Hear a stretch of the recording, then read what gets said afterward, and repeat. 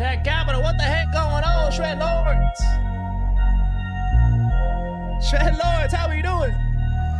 It's Market Mondays. It's Market Mondays. Hold on, let's get these cameras rolling. It's almost time for lights, camera, action. Lights, camera, action. Thank you, Chris. The Twitch is up. The Twitch is working. And I see the Twitch chat now, too. So I got all chats. All aboard. All aboard on this rocket ship to the moon. But check out. How we doing, boys? How we doing, boys and girls?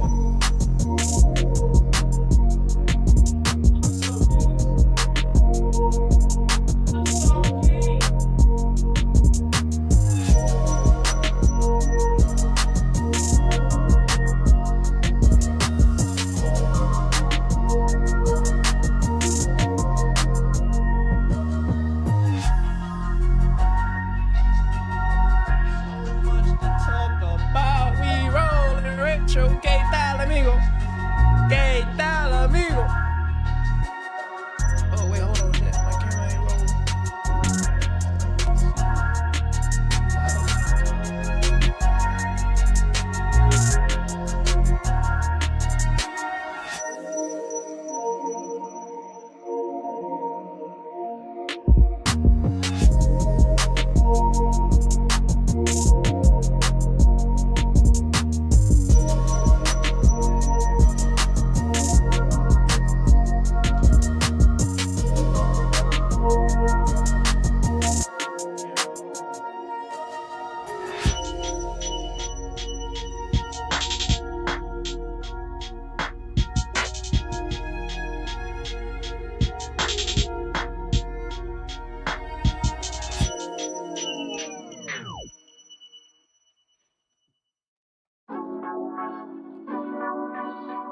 Chat, I'm trying to get my camera on real quick. Hold on. While I'm doing that, y'all go ahead and check out this vibe real quick. Let's be real about it. I mean, I don't really care about how you feel about it. I mean, I don't even really have a real hobby. That's not a real problem, and I still got it. I need $1 billion. Let's be real about it. I mean, I don't really care about how you feel about it. I mean, I don't even really have a real hobby. That's not a real problem, and I still got it. I need $1 billion. Yeah, I've been in the lab, so I'm not one you see around thinking about my goals, so I'm not fun to be around. Now I want the whole field, ain't no bush to beat around. I take it to the sky, so I don't ever see the ground. I'll call by, you can say I'm in the hunt now, living out my fantasy. They love it when I touch down, flyer than a plane or a pelican. I'm up now, money, true holiday. I'm playing for the Bucks now.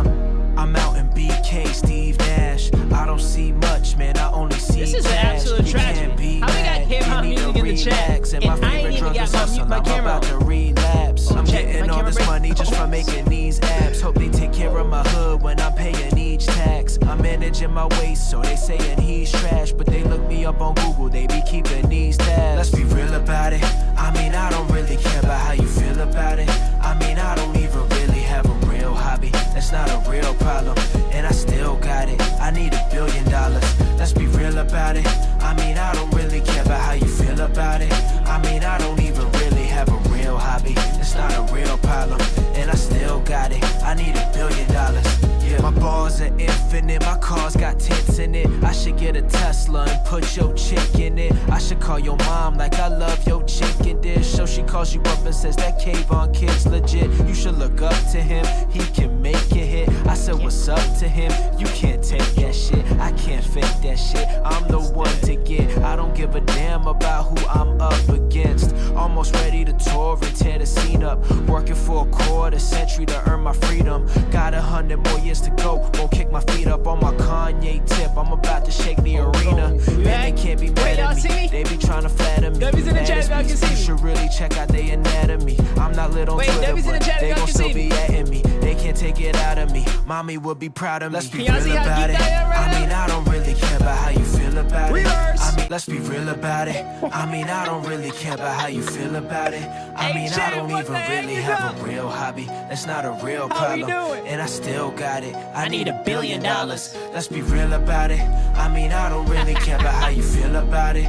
I mean, I don't even really have a real hobby. It's not a real problem, and I still got it. I need $1 billion. Yeah, I've been in the lab, so I'm not one you see around thinking about my goals. gold, so I'm not fun to be around. Now I want the whole field. Ain't no bush to beat around. I take it to the sky, so I don't ever see the ground. Chad, let's do a roll call. Who in the mix? Who in the mix? Where the boys at? My fantasy, they love it when I touch down. Flyer than a plane or a pelican. I'm up now. Money, true holiday. I'm playing. We got the boy Chris. We got the legend Edwin. Richard, ¿qué lo que, amigo? Gassiendo Bobby, huh? And we got Kayvon freaking music. What up, twin? What up, twin? That man's been working. He been gone for a minute, chat. Where you been at, Kayvon? Where you been at, man? Where the heck that boy been at? I need $1 billion. Let's be real about it. I don't really care how you feel about it. I don't even really have a real hobby. All right, I'm already geeked. But y'all know we gotta, every now and then in our stream, we gotta get a little light skin. Every now and then in our stream, we gotta get a little light skin. So we just gotta do what we gotta do for the light skin Shredlords. I think 80% of y'all is light skin in the chat. So we're gonna take care of you real quick. I can't believe a life without you's what I'm living. Listen up. Take notes, boys. That there was more I could have given you. I don't think that there's a part of me that City somehow isn't you. boys. Ironic that it hits so different how I'm missing you. I miss how we used to watch football on Sundays and how I told you that you should be on the runways. I think of how Make I met some your money mother today, and huh? how we're not even friends. So I stand anxious because I can't sit calm. Oh, in you know my what's place. so funny? I still practice what I say hold in on. case you You know call me what's- one day. hold on, I chat. think of how I used to. Do you guys know what's so funny? The main topic of discussion of what we're diving into today, we're talking gold, boys and girls. We're talking gold. Like we're in the mix talking about gold. And we're about to listen to one of the greatest to ever do it. His latest track is called Gold Chain. I'm not making this up. I'm not making this up, chat. We really about to dive into why did gold hit $5,000. You know what I'm saying? I'm not making this up. This is, you can't make this stuff up. We really some Shredlords out here. Let's ride. And I got some props.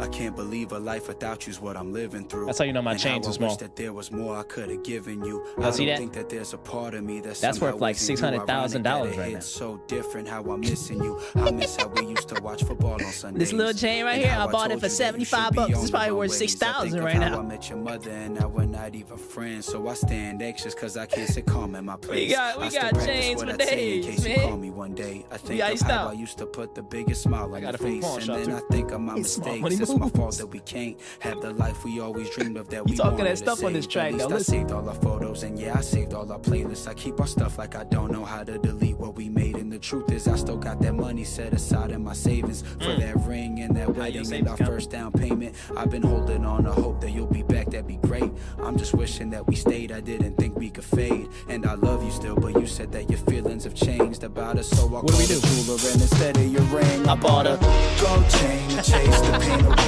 And my heart aches little for small, strength boy. that feels the same as the propane it takes to make a flame. But Hey. away and it's okay, yeah. My gold chain that takes the pain away. But I rotate to feel in different ways. And I go back and Chad, forth what like is every good, day. man? But I should turn the page and it's okay, yeah. I was frustrated cause you said that you love me, but I I, got you, felt Chris. like Thanks you for lacked sending the me the, patience for Twitch, foundations I wanted to build Noti. for us so we could make it. But you were good check with my the DM, wait and after didn't stream. want to suffocate me. You just wanted to hug me. It was all my insecurity, my lack of maturity. I thought you were hurting me, but you were there curing me. I've accepted lately there's a chance that you hate me. And baby, I don't think it's crazy to think that you should blame me for being the reason maybe that we didn't work out. I take How we doing, y'all? accountability for where we're at now. I respect it, but look, honestly, it's killing me how you moved on. And the thought of us, you're happy probably with account now. for like I'm 95% sorry, I of the wasn't streams, ready. man. I'm We've been sorry, banging this I stuff didn't every get day. it. I'm sorry, I wasn't who you We've been probably banging thought this that you stuff meant every when you day. saw me. Love your In that music. place when I made you laugh out of breath. And I'm sorry, I was your thanks. boyfriend and failed to Well, become that's not your my best music. friend. I miss the smile on your face Oh, you and said your lips, K-pop. how they taste. I wish my only closure was my hands on your waist and your arms around my neck. Dang, To Chris, me, you that light was skin too? I didn't think you were everything. light I skin guess like I that. only have one option now, and that's to replace you with my gold chain. Rich Chase the Tommy, pain what up, away, twin? and my heart aches. The strength that feels the same as the propane it takes to Rich make a Tommy, flame. But Mark your I'm on my Monday. way, and it's okay. And Talk my about gold gold chain chains. Hey, takes boys, the bring pain your gold away, chains but out, man. rotate to feel in Bring them different gold ways, chains and out, I man. go back and forth like every day, but I should turn the Bring them page, gold and chains it's out. okay. And my gold chain to chase the pain away, and my heart aches. The strength that feels the same as the propane it takes Alright, to we gotta make a come. flame, but it went away, and it's okay. Yeah, my gold chain. All right, back Let's to the be mix. real about it. Let's I get mean, back to I the don't mix. really care Sorry, about how I you gotta feel get kicked. about it. I I ain't mean, in my I don't feelings even today. really have a real I had a hobby. mogul It's not day. a Hey, real yo, I had a problem, mogul and I still Monday. got it. You know I how need much $1 stuff I got billion. cranked done Let's today? be real about it.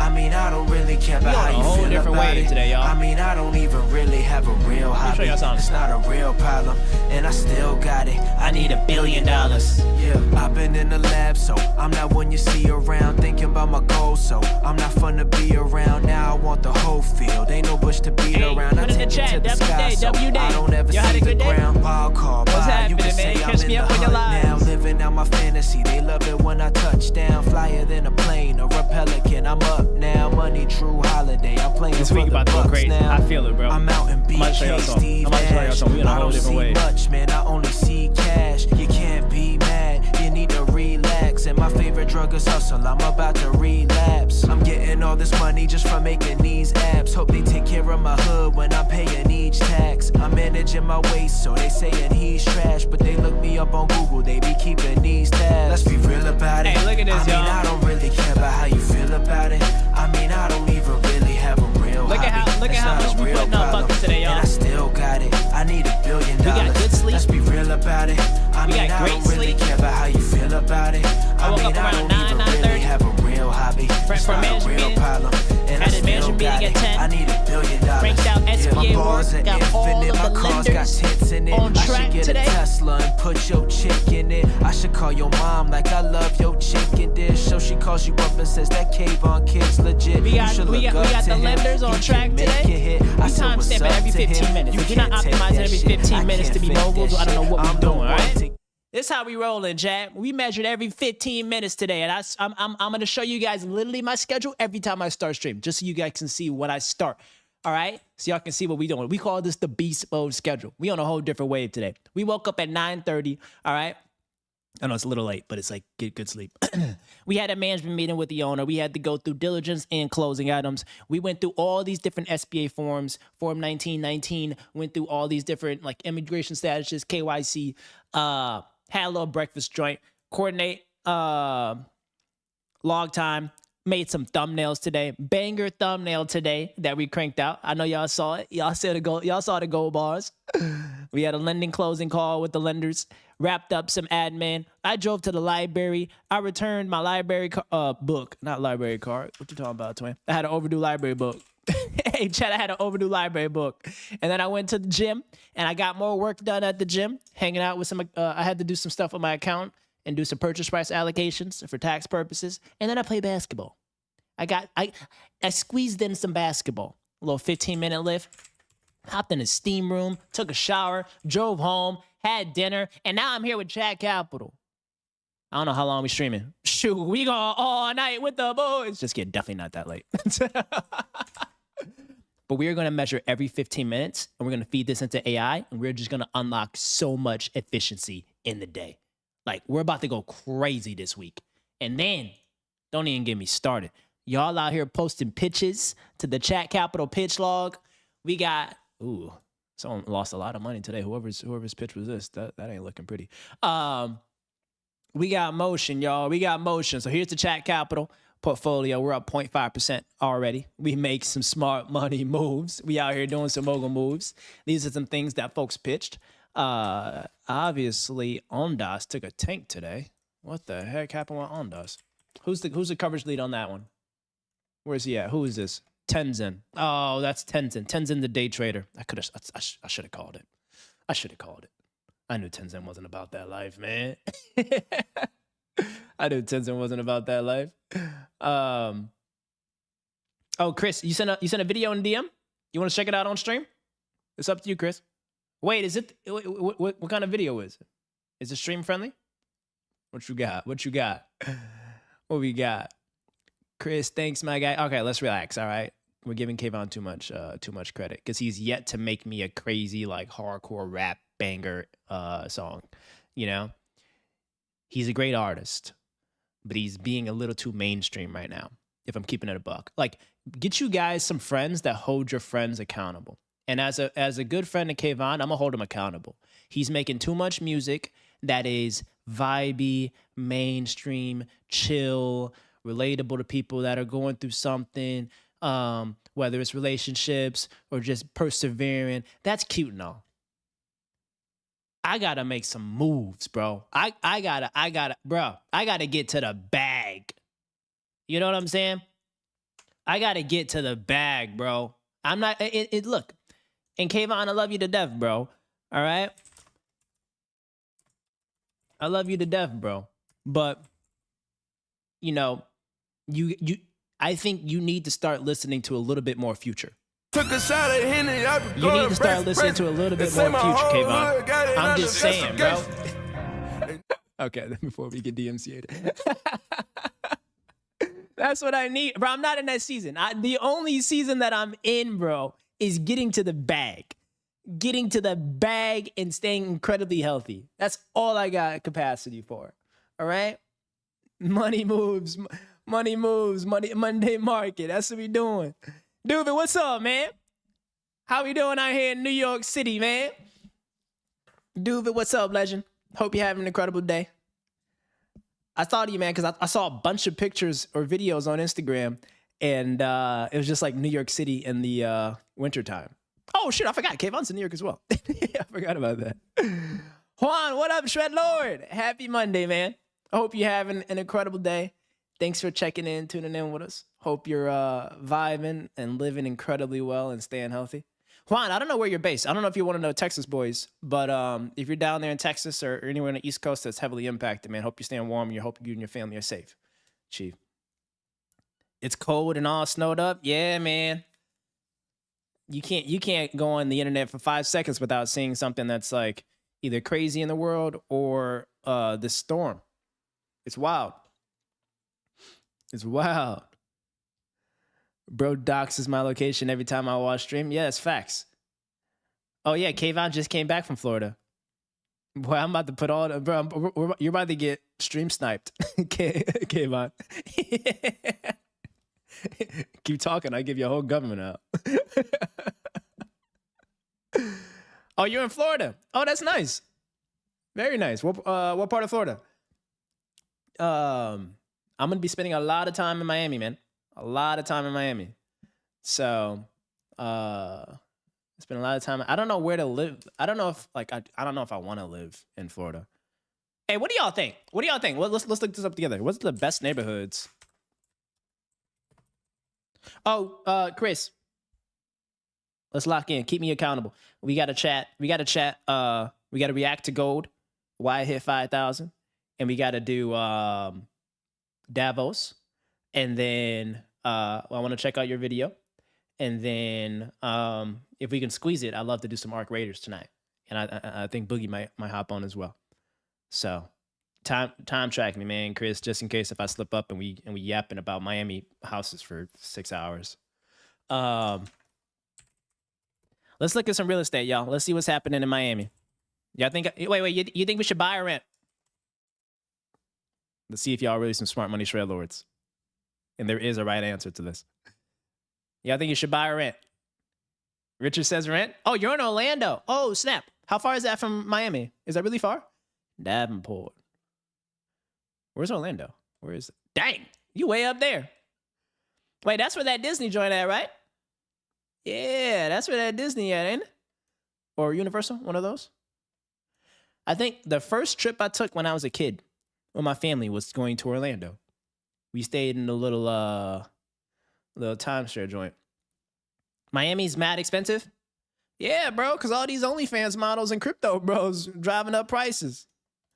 What do y'all think about West Palm Beach? One of my friends told me I should check out West Palm. But it's like low-key a ridiculous... oh, wow, I really shouldn't have said that, shouldn't I? Sorry, I just thought about that, Chris. Richard. We got to have a stream goals chat accountability. What kind of stream goals? Wait, Duvid, what kind of stream goals? Wait, Duvid, I just thought about this. Did you give us your goals? Did you know that we have, it might be irrelevant, but Duvid, we have, our very first, oh, what we chatting? Oh, yeah. Okay, to stay organized. You're right. Okay, I thought you were talking about like actual goals. But whenever you want, you can put your goals in here. We put everybody's goals for this year. And we made like a tactical game plan to keep us all accountable. I thought you were talking about that. But yeah, staying like actually organized on chat. Yeah, that's the goal. That's the goal. Let's see what we can get for $1 million in Miami. Let's see if we can afford anything. No, maybe just 500,000. Let's see what we can afford. Dang.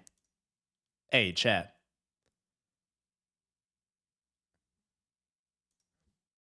Hold on, I'm gonna do this again for y'all. Let's see what we can get for $500,000 in Miami. First thing that pops up. We're about to be living like Trevor from Grand Theft Auto for $400,000 in Miami. This place,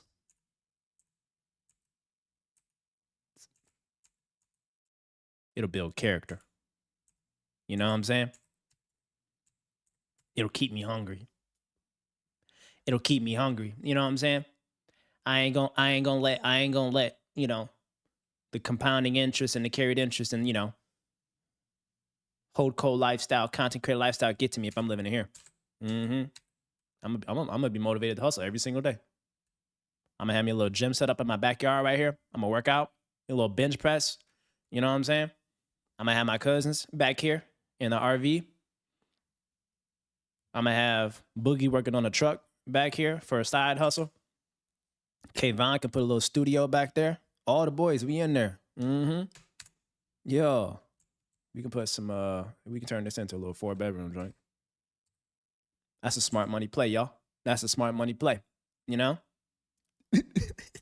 That's, the real estate market is absolutely chalk. There is no shot I will ever in my life pay $400,000 for something like this. This is crazy. That's wild. Like, look what you can get elsewhere. Let me show you what I can. Not Davos. What are we looking at? Compass. For that same price, let's pick. We're gonna pick Texas. Not Dallas. Dallas. I feel like Dallas. Let's go to San Antonio. I'm gonna show you what we can get in San Antonio, Texas, with the Spurs. You know what I'm saying? I'm gonna show you we can give a 400.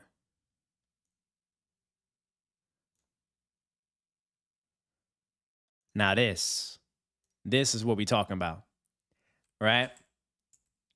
I can raise a family here. I can be a family guy here, y'all. I got a little home office joint. You know what I'm saying? I got a little home office joint. My wife got a Pilates membership. I got like 17 kids, like Elon Musk.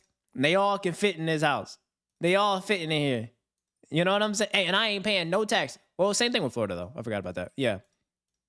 No personal state income taxes, but I do pay my taxes. FYI, in case the feds are watching.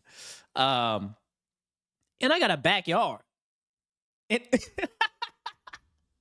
Hey, Richard, y'all fools. Y'all ain't about to be getting away with this, man. Y'all ain't about to be getting away with this, all right? Y'all definitely ain't about to be getting away with this, man. This is absolutely insane. Y'all living good, bro. Hey, I'm packing my bags tonight because Laguna got me chalk. David said Brooklyn. Let's try Brooklyn. Let's try Brooklyn. What we got going on in Brooklyn? Let's try Brooklyn. Oh, my goodness. All right. This is going to be funny. We're about to be in Brownsville. Hold on. Let's see. What is this? Is this literally just a garage spot? They're giving us a parking spot? Oh, I was about to say, you get one slot for $300,000. Y'all want to see where I used to live in Brooklyn? I used to live over here. Williamsburg. Used to be my hood, little Bedford Ave joint. I used to live over here. Let's see what I can get in my old neighborhood. Hey, that's not bad. This looking nice. Oh, you think it's Photoshop? Hey, hold up, dude. Brooklyn's back, bro. It's a little outdated. Way better than Miami, though. Oh, but look how small it is, yo. 1 bedroom, your living room, or two bedrooms. You see, they probably added this right here as like a little mini thing, but like 2 bedrooms, kitchen. You gotta walk. So I got get a good of this. So if I gotta take a shower, and I ain't gotta if I take a shower, I gotta walk all the way to the front door, through the kitchen, through the dining room / living room, just to get into my private living space. You know what I'm saying? That's chalk, man. I can't be doing that. How many square foot is this? It doesn't even say. They're hiding it. They're trying to hide that data. Y'all. That's crazy. What else you can get in Brooklyn? Let's do this. This is crazy. Like, why do people buy? Does it make any sense to buy ever? Like, no way, right? This kind of looks nice. Oh, but it's a studio, though. This looks like a studio. A 500 square foot studio or alcove. And how much are you paying a month on this? You're putting 20% down. Dan, you got to put $77,000 down. You got to put $77,000 down. You're paying it for 30 years. $3,000 a month. I mean, that's doable in New York. Just to say you own the place, right? What if you bought it during COVID and it was like crazy cheap rates? 3%. Dang, that would have been nice.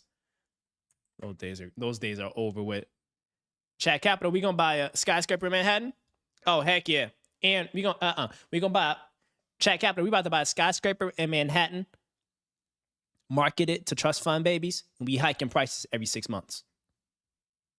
Yep. We're Chat Capital will be buying multifamily units in Chelsea, and we're gonna market it exclusively to international trust fund babies, and we will be hiking prices every 1 to 2 months. No cap. And there's no rent ceiling at all. All right? That's the play. Why? Because we're going to have a partnership with Soho House on the 17th floor. Right? And we're going to have a Pilates gym on the first floor. And those are both going to be tax advantage businesses that lose capital, right? To offset our rental income. Yeah. Y'all see the play? Your parents bought a private house in like a whole house, like a 4 walls and a roof and a door type of thing. A whole house, a private house in Brooklyn 26 years ago. Give a guess of the price.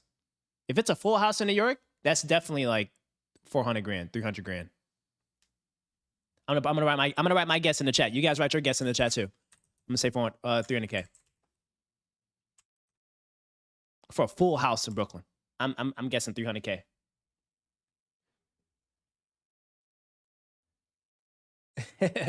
PE that where's house in the best neighborhood? Flipping around.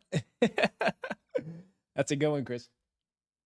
That's a good one. Chris, you got a content brain now, man. You're a content guy now. Wait, chat, how's my mic sound? My mic sound normal or does it sound too low? Normal or low? I'll be fine. Maybe my headphones are odd. Boom, boom, boom. Okay. All right. Wait, I sound good. All right. So this is so impressive that this is what you get in New York. You get a studio for, you said 500K? Dang, Richard. I don't think it's that expensive. 26 years ago, prices were like dirt cheap. You know what I'm saying?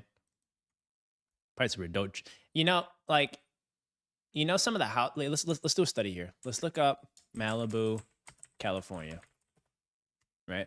Let's look up houses in Malibu, California. I want to show you guys like the price history of some of these houses that are like in Malibu. Let's look at them now. And as you can see now, homes in Malibu are like absurd.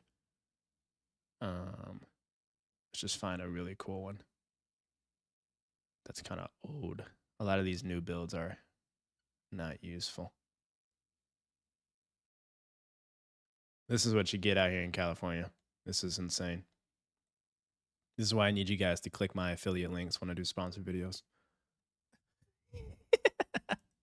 I'm joking. All right. 4-bedroom, $10 million in Malibu. Right?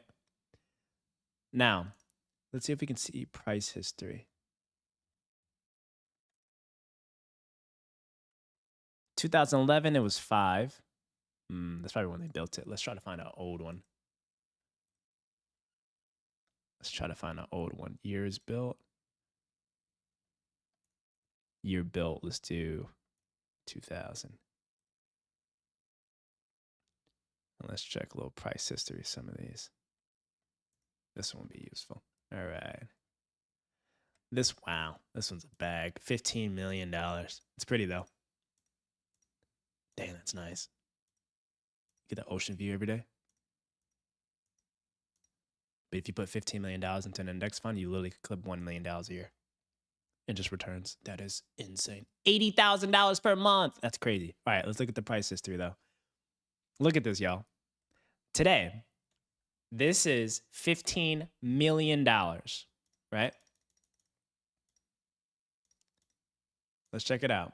For $15 million, this is what you get in Malibu, California. But if you dive in and see the history of this, you can see that in 2012, it was $5 million, literally a third. But if you keep going back, 1996, it was $1.6 million. Granted, that's still expensive. Dang, 96? That's still expensive. But like, look at just like the appreciation. That's a play. That's a play. The market's insane. I feel like I'm going to be renting forever. I think I'm going to be renting for a very, very, very long time, Shredlords. A very long time. This tree is probably worth $6 million on its own. That's a nice tree. I could just go to a park. All right, I want to talk about gold, y'all.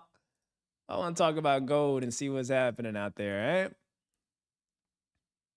But low key, I think we should rent in Florida if we're keeping it a buck. I think we should rent in Florida. What's rent like in Florida?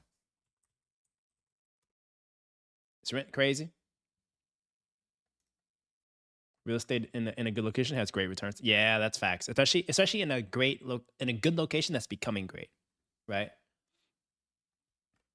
Like if you were to buy a crib in say Birmingham, Michigan, super nice, uber wealthy community in Michigan, a house there probably would have cost like a 4-bedroom house there probably would have cost you like $100 or $200, $300,000 like 10, 15 years ago. That same house is probably like $2 million. Like people really 10x playing this whole real estate thing. It's insane. Is anybody familiar? Juan, are you familiar with the whole Miami market? What are the good neighborhoods? What are the spots to be? My friends are in Key Biscayne. That's where all the Venezuelans at. My friend Venezuela. You think they're gonna let me there? Richard, what do you think? Richard, you got to speak for the Hispanics. Can I live in I know you're not Venezuelan, but do you think I'll be allowed to? I'm probably dang. There's like nothing cheap. Oh wait, this cheap.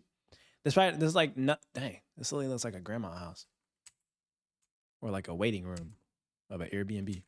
It's probably just gonna be really difficult to like get around because like probably all the grocery stores, all of the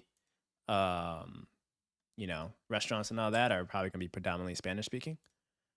My Spanish is gonna improve drastically. This is crazy. But the play is, y'all, I'm trying to see if I can like I'm trying to see if I can just stay here in OC while I do it. But it kind of doesn't make sense. I should probably move out there, right? I should be close to the business. But the key is you don't want to set the precedent that like you're literally going to move to right next door to every single portfolio company. Ethan, what up, man? How you doing, Shred Lord? What the heck is up, Ethan? Happy Market Mogul Mondays, man. Hope you have an incredible day. Hope you had an incredible day. I'm living way below my means, but there's 2 things I'm going to spend and plan heavy for, and it's a nice house and a nice car. All right, what does that mean, Richard? What does that mean? A nice house and a nice car. What does that mean?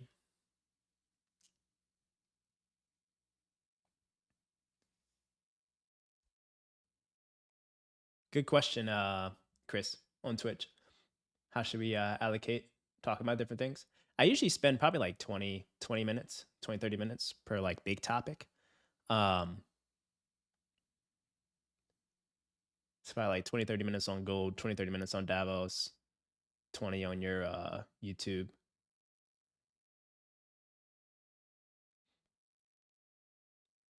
$500,000 ranch? What does a ranch look like?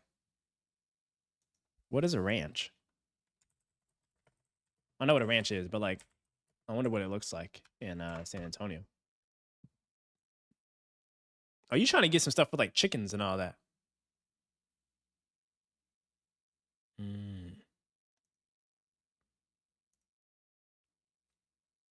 Oh, wow. You see, while I'm out here trying to be in Bali, surviving with nothing but a spear and a lighter, Richard wants to be in this bougie ranch in Texas with AC and ducks and like chickens and all that. You a country boy. Richard a country boy, chat. But I rock with it though, man. That's cool. That's really cool. But bro, who cuts the grass? Like you gotta handle all this. Like who cuts the grass? Who like who feeds what do you call them? The animals? Who or like livestock? You gotta have bougie aspirations. Hey, that's facts. You gotta have bougie aspirations, man. You got to. Y'all don't even want to see my wish list. My wish list is crazy. I used to have some. That's what made me go and work on Wall Street. I had these grand visions of a wish list. I was like, I gotta be rich. Being broke ain't it. Right? All right, let me see. This is wild. We're gonna have us a vision boarding session one day. We just all paste our links to what we want to work hard towards and what we want to cop. I can already tell Rich Topic probably want him like a $5 million mansion in San Antonio. Richard want him this big old ranch on Pecan Creek Lane. Duvid, you probably want a penthouse. You probably want a penthouse in Fort Greene or something like that, or downtown Brooklyn, or what is it called, Cobble Hill? That's where all my MDs used to work. Cobble Hill. That's the motion. Look at this one, Richard. Wow. Imagine this is your driveway, man. Like, imagine this is your driveway. You out here coming home from work, and you got this massive driveway in your ranch. You get greeted by your cows. Your cows out there saying, "Welcome back, Shred Lord." You know, they just running home to you. They just running to you, man. And they like, you got some snack. And then this was like, how was the day? How was the markets? You know? This guy right here, he just actually genuinely interested in figuring out your day. Like, how are the markets? We up or what? You know? Take a little break. You can just go for a walk. You got a little trail on your ranch. Stop by the local pond. You know, feed the ducks. Get you a little book. Climb up the tree. Read your book up here. This low key to life. This is like the setting of a movie. This is nice. I could do this. I just gotta outsource the maintenance and the landscaping because I'm allergic to grass. Apparently, that's my allergist said. My allergist said I can't be outside that much because I got severe allergies to grass. And I was like, bro, how can I live as a human? And they're like, just be careful. But this is beautiful. Wow, this is beautiful. Hey, Richard, tell them do a proprietary deal, man. Go reach out to the owners here. See if they can structure a proprietary deal. 70% seller financing. Sale lease back on the property. Let's try to make a deal happen, man. Let's try to make a deal happen. Here you go, Richard. This is for you, man. Merry Christmas, bro. Add it to your dream board, man. Let me over for dinner, man. I just want to come over for dinner, man, when you're at this ranch. I love that. I was close to the Cobble Hill joint, but I need something to accommodate a family. Penthouse just doesn't do it. You know where you gotta live, Duvid? You know where you gotta live? You gotta live here. You gotta live Hastings on Hudson. Hastings on Hudson. Homes. Right? Hastings on Hudson. One of my best friends from college lived in Hastings on Hudson. Him and his family. And it was like a big old house. Or where else you can live? It's this is what it's called. Rye, New York. This is where I know a lot of. Wow, oh my gosh, these prices are nuts. You can fit a family in here, but these are so expensive. This is beautiful. Wow. This is beautiful. It's like modern, sleek, great windows, good natural light. This is probably insane in the summertime. You know? This is probably nice. Oh my goodness, look at this kitchen. Yeah, David, you can chef it all up with the fam here. You know, hey, Christmas is at Duvid's house. He got enough bedrooms to fit the whole stream. I just need 1 gigabit internet, man. I need that Ethernet cord. You can put me in the basement. This is nice. This is nice. We gotta live in Rye. Oh, penthouse in the big city and then a ranch. Balance it out. Yeah, I knew that's a rich topic needed. I knew that's a rich topic needed. All right, let's talk about gold real quick, boys. Because we got to figure out what's happening out here with gold. Because gold is out here doing some massive numbers. With a laundry room on every floor? Yeah, that's different. That's different. That stuff is just absolutely different. Juan, I'm looking to discuss a business acquisition with you, but the details are too complex for a YouTube comment. Can I send you a DM on IG to explain the full situation? Yes, of course. Or if you want to put it in Discord and get others' thoughts on it as well, you can put it in the business buying channel on the Discord. For anybody that's looking at buying a business, investing in stocks, starting a company, or saving and budgeting, our Discord is just full of literally lookalikes. Everyone like us that's obsessed with making smart financial decisions. So Discord is where it's at if you guys want to just chat and mogul it up. Let me see here. I paste the link. I paste the link for the boys. And then occasionally you might see Rich Topic in the Discord late at night hustling. Lock it in, you know? Occasionally. Oh yeah, and make sure you guys hit that freaking like and subscribe button. That's the first and foremost. So, y'all want to talk about gold? I'm so down to dive into gold. We got to figure it out. We got to figure this out. So if you don't know, now you know. Gold is literally above $5,000 an ounce. This is like groundbreaking territory for this asset. It just blows my mind that we've reached a point where gold is this pricey. I want to show you guys a chart. Over the long term. In 1 year, gold has rallied 85%, right? 85%. And let's go to Google Finance to see this because we love Google Finance. It looks very pretty. Let's compare that to the S&P 500.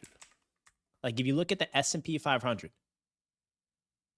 gold has completely wiped the floor. Like this is game changer, y'all. Like it's insane. Like let's compare it to Nvidia. Like one of the best tech companies, AI-based companies in the entire world. NVDA. Once again, gold, the blue chart, has prevailed as the winner. So as you all can see, gold is doing like unprecedented things this season, last year. But let's also look at the last 5 years though. Of course, Nvidia has crushed it more over the last 5 years, but let's see what it's been doing over the last 5 years. 175% when it comes to gold. And there's a handful of questions that we want to dive into. I want to first understand like what happened. I secondly want to understand what's going to happen and what's a good position. And thirdly, after we learn a little bit, chat, I think it's worth a vote. I think it's worth a vote. Maybe not all of our portfolio, but a little chunk. Put it into gold. Right? So let's first understand what actually is happening with gold. And this is what I like to do. I like to use Gemini, and I like to phrase it as act as if you're a talented not talented, professional macro investor at, here we go, Bridgewater Associates. And if you don't know what Bridgewater Associate is, they are one of the greatest hedge funds to ever exist, ran by Ray Dalio.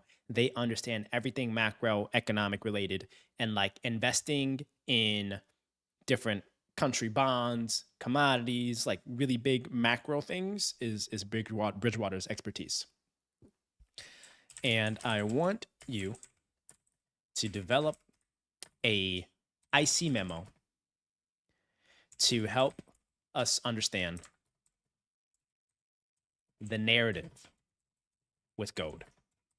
I can't even spell narrative right, chat. Chalked. All right. Now, this is where we go a level deeper. I just don't want headlines. I don't want just recaps of headlines. I want deep underlying second and third level theses and thinking to understand true drivers of gold and map out and not map out. I want to understand the true drivers of gold and inform our expectations for the rest of 2026. You should be the most in-depth and knowledgeable investor in the hedge fund space covering gold. Now, let's check this out. This is how y'all prompt. Y'all using AI the wrong way. All right. I got AI literally running this thing like a whole hedge fund analyst. All right. Y'all went to Wharton to study this. I went to Gemini. Y'all had to pay $200,000 a year at Harvard Business School to get this. I got the free version of Gemini. I'm on beta, y'all. I'm on beta. All right, let's lock in. So the price of gold has surged in 2025, surpassing $5,000 an ounce. Structural shift that transcend typical cyclical drivers. Our analysis suggests that the bull run is fundamental driven, second and third level effects related to monetary policy shifts, persistent geopolitical fragmentation, and reevaluation of reserve assets by global central banks. Okay. All right. Let's understand the true drivers. Geopolitical and de-dollarization hedge. I don't know what that means. Let's figure it out. Central banks, particularly in emerging markets, are accumulating gold at historical rates. We got to dive into that. What emerging markets are out here buying gold like that? What they got going on in emerging markets? What's happening in Africa, Asia, Europe? Well, Europe, like there's something going on in Europe. Every time I see a headline about Europe, it's just like some wild disconnect. of like somebody in some country doing something wrong. I think Europe's chalked right now. I'm not investing in Europe. Everything that I see coming out of Asia, Asia is doing things incredibly well. China's absolutely crushing it. China is absolutely crushing it. There's a lot of gold in Africa. Yeah, that's facts. Hey, Speed's doing a tour right now in Africa. You might see me doing one next. Kenny Finance buys cash flowing assets in Nigeria. Let it rip. All right. This is the direct. Oh, hold on. Third level driver. This is a direct response to the weaponization of the US dollar and the freezing of Russian foreign reserves in 2022. Oh, this. See, I didn't even bring up Russia. Now they're bringing up Russia. Now we getting deep into this, y'all. So nations are diversifying their reserve to protect their national wealth from potential sanctions or political risk. So there's a correlation here. As there's like more global geopolitical turmoil, uncertainty, and weaponization of the US dollar, folks are flocking to a globalist commodity, which is gold, right? Is making a lot of sense. Yeah, BRICS is holding a lot of gold also. Europe is well behind. Kayvon's like, talk Bitcoin next. We should do a whole Bitcoin thing, y'all. We should do a whole Bitcoin deep dive. Because I still to this day don't know what Bitcoin is. We should learn it. I think we need to have a dedicated learning day of Bitcoin. And we need to vote whether or not we got to put chat capital's dollars into Bitcoin, y'all. But, all right. So geopolitical risk premium to gold price that makes it less sensitive to traditional drivers like real rates. Gold has surpassed U.S. Treasuries as a... this is so important. Gold has surpassed U.S. Treasuries as a share of central bank reserves for the first time in decades. Wow. Okay. Now, real interest rates and opportunity costs. Gold's traditional strong inverse correlation with real interest rates has shown some resilience lately. When rates rise, the opportunity cost of gold typically goes down, usually. But I think that's probably because the whole race discussion is like it changes every 5 days. And like folks are just no longer having the eagerness to price that in to like these assets. Despite some recent divergence, the underlying relationship holds structurally. Lower real rates remain a significant tailwind for gold.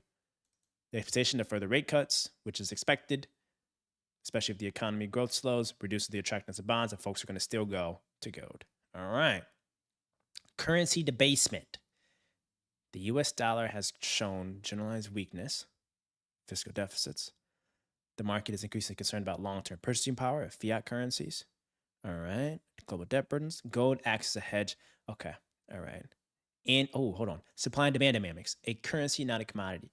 A annual mine production is relatively inelastic and adds only 1.7%. Recycling has also subdued. Unlike consumable commodities, most gold ever mined still exists and is held as a store of value. Huh. Interesting. So what's the outlook here? What's the play? General consensus that folks think it's like a 10 to 15% bump in gold this year. All right. As we all know, this is okay, but we want it to go deeper. I need you to go deeper. Give me real drivers. Simply articulated. I don't like all these fancy words it's using. Give me real drivers and also operating business models that will be positively and negatively impacted. Go deeper, chat. Go deeper, Gemini. I'm not paying you just to give me surface level stuff. I could have read that in The Economist, bro. Could have read that in The Economist. All right. Now, here we go.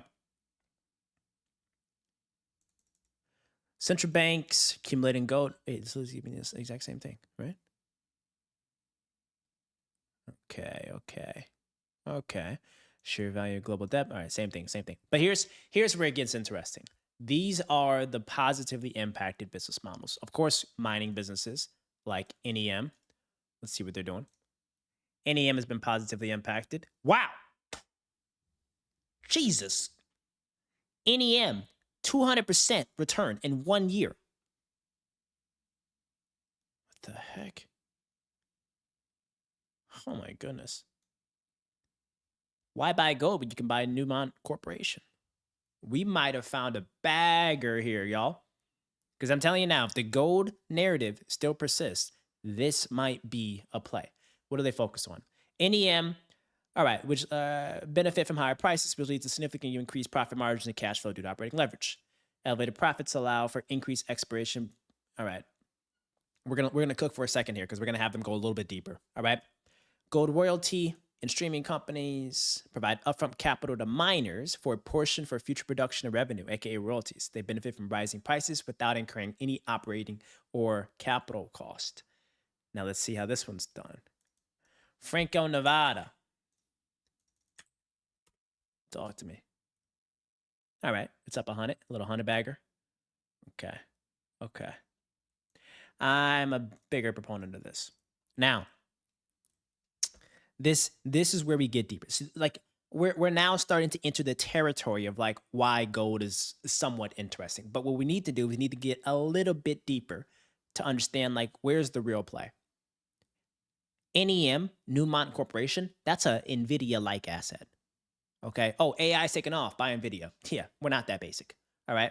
We got to find what is the next choke point in here. Because if this thing continues to rip, there's likely going to be supply constraints and choke points somewhere within that value chain. Now get a level deeper on these operating businesses. And help me understand the potential supply constraints and choke points. Like this is the prime example of like if there's a gold rush, sell picks and shovels, right? Like we need to figure out where are there actual operating picks and shovels with good free cash flow margins that have quality businesses from a long, short, tiger, cub style hedge fund perspective with strong free cash flow margins.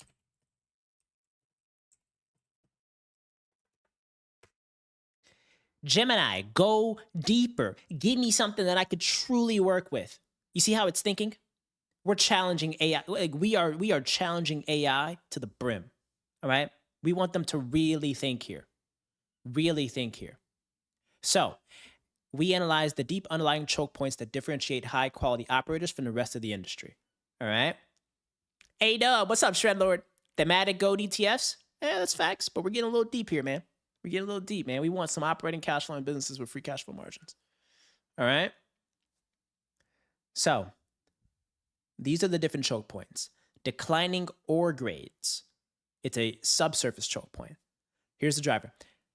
The most significant geological choke point. With each passing decade, existing mines become exhausted and new discoveries are rare and often lower grade. So lower grade ore is exponentially more energy and water intensive to process because more rock must be crushed, milled, and chemically treated to produce the same ounce of gold. This fundamentally increases the all-in cost per ounce. A quality business mitigates this through superior geology, optimal mine planning. There's probably some dedicated engineering. There's some boring businesses here, y'all. There's probably some dedicated like geology or optimal like site planning businesses that serve mines that do gold, you know? Or there's some type of tech companies that are providing like digital twins of these mines to help identify better grade ores. Yo, we're learning so much. We're cooking. We literally just got started. Oh my God. I'm freaking having so much fun. This is so amazing. Okay, next. Permitting and geopolitical instability. So the mine permitting process in established jurisdictions can take a decade or more, even more favorable regions. Impact. Permitting delay. Okay, that sounds boring. Processing and throughput constraints. Physical infrastructure. Yeah, we're not infrastructure investors. All right, where are the businesses?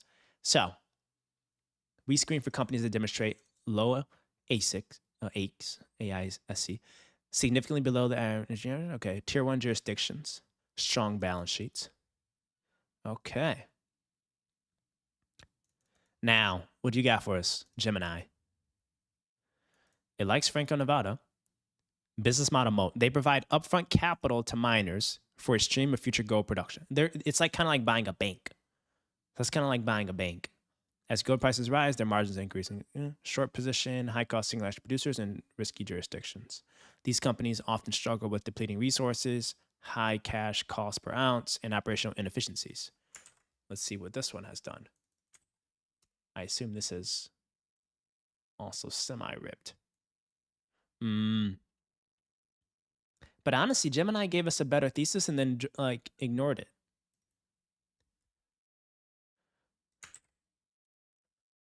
But what about businesses within this choke point you mentioned? Right? Like that's where you want to like get a little bit deeper into, you know what I'm saying? Oh, look up NUGT. What's NUGT? Nugged.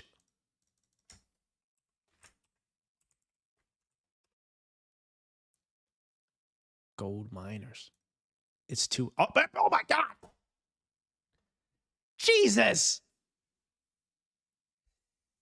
This is for prime degens. This is for prime degens. What? What the heck? All off of gold?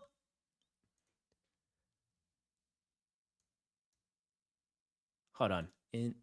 Hold on.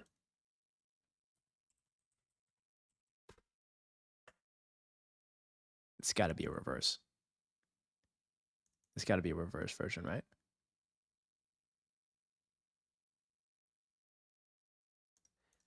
This one, Dust, D-U-S-T.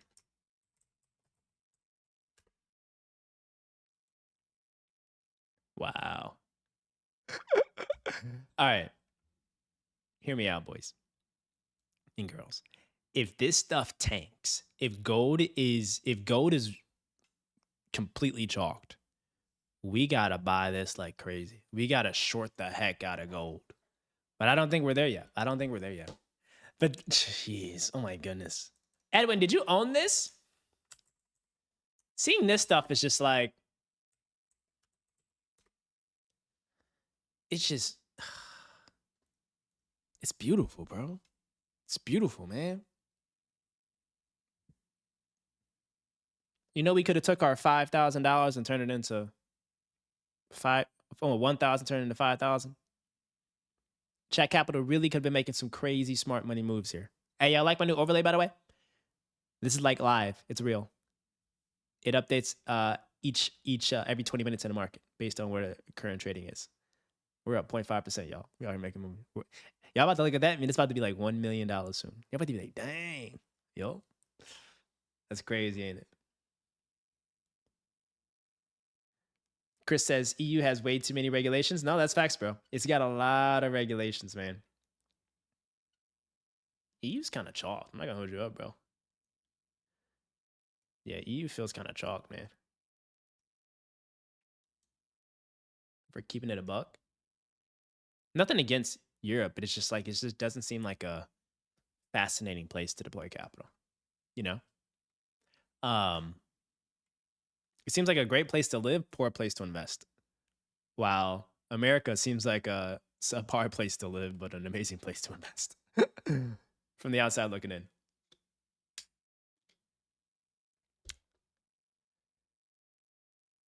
You found it last year and you just looked at it? Edwin, you found it last year, but then just looked at it, bro? Come on, man. You gotta, look, man. You gotta throw a little into the slot machine. All right. Okay.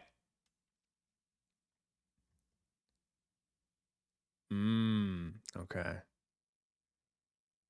Companies like Royal Gold and Franco Nevada demonstrate how a moat built into the business model completely bypassed the operational challenges of declining ore grades. Okay. Mechanism of mitigation. Royalty and streaming companies provide upfront financing to miners in exchange for a fixed percentage of future gold production. That is relatively similar to how banks work, right?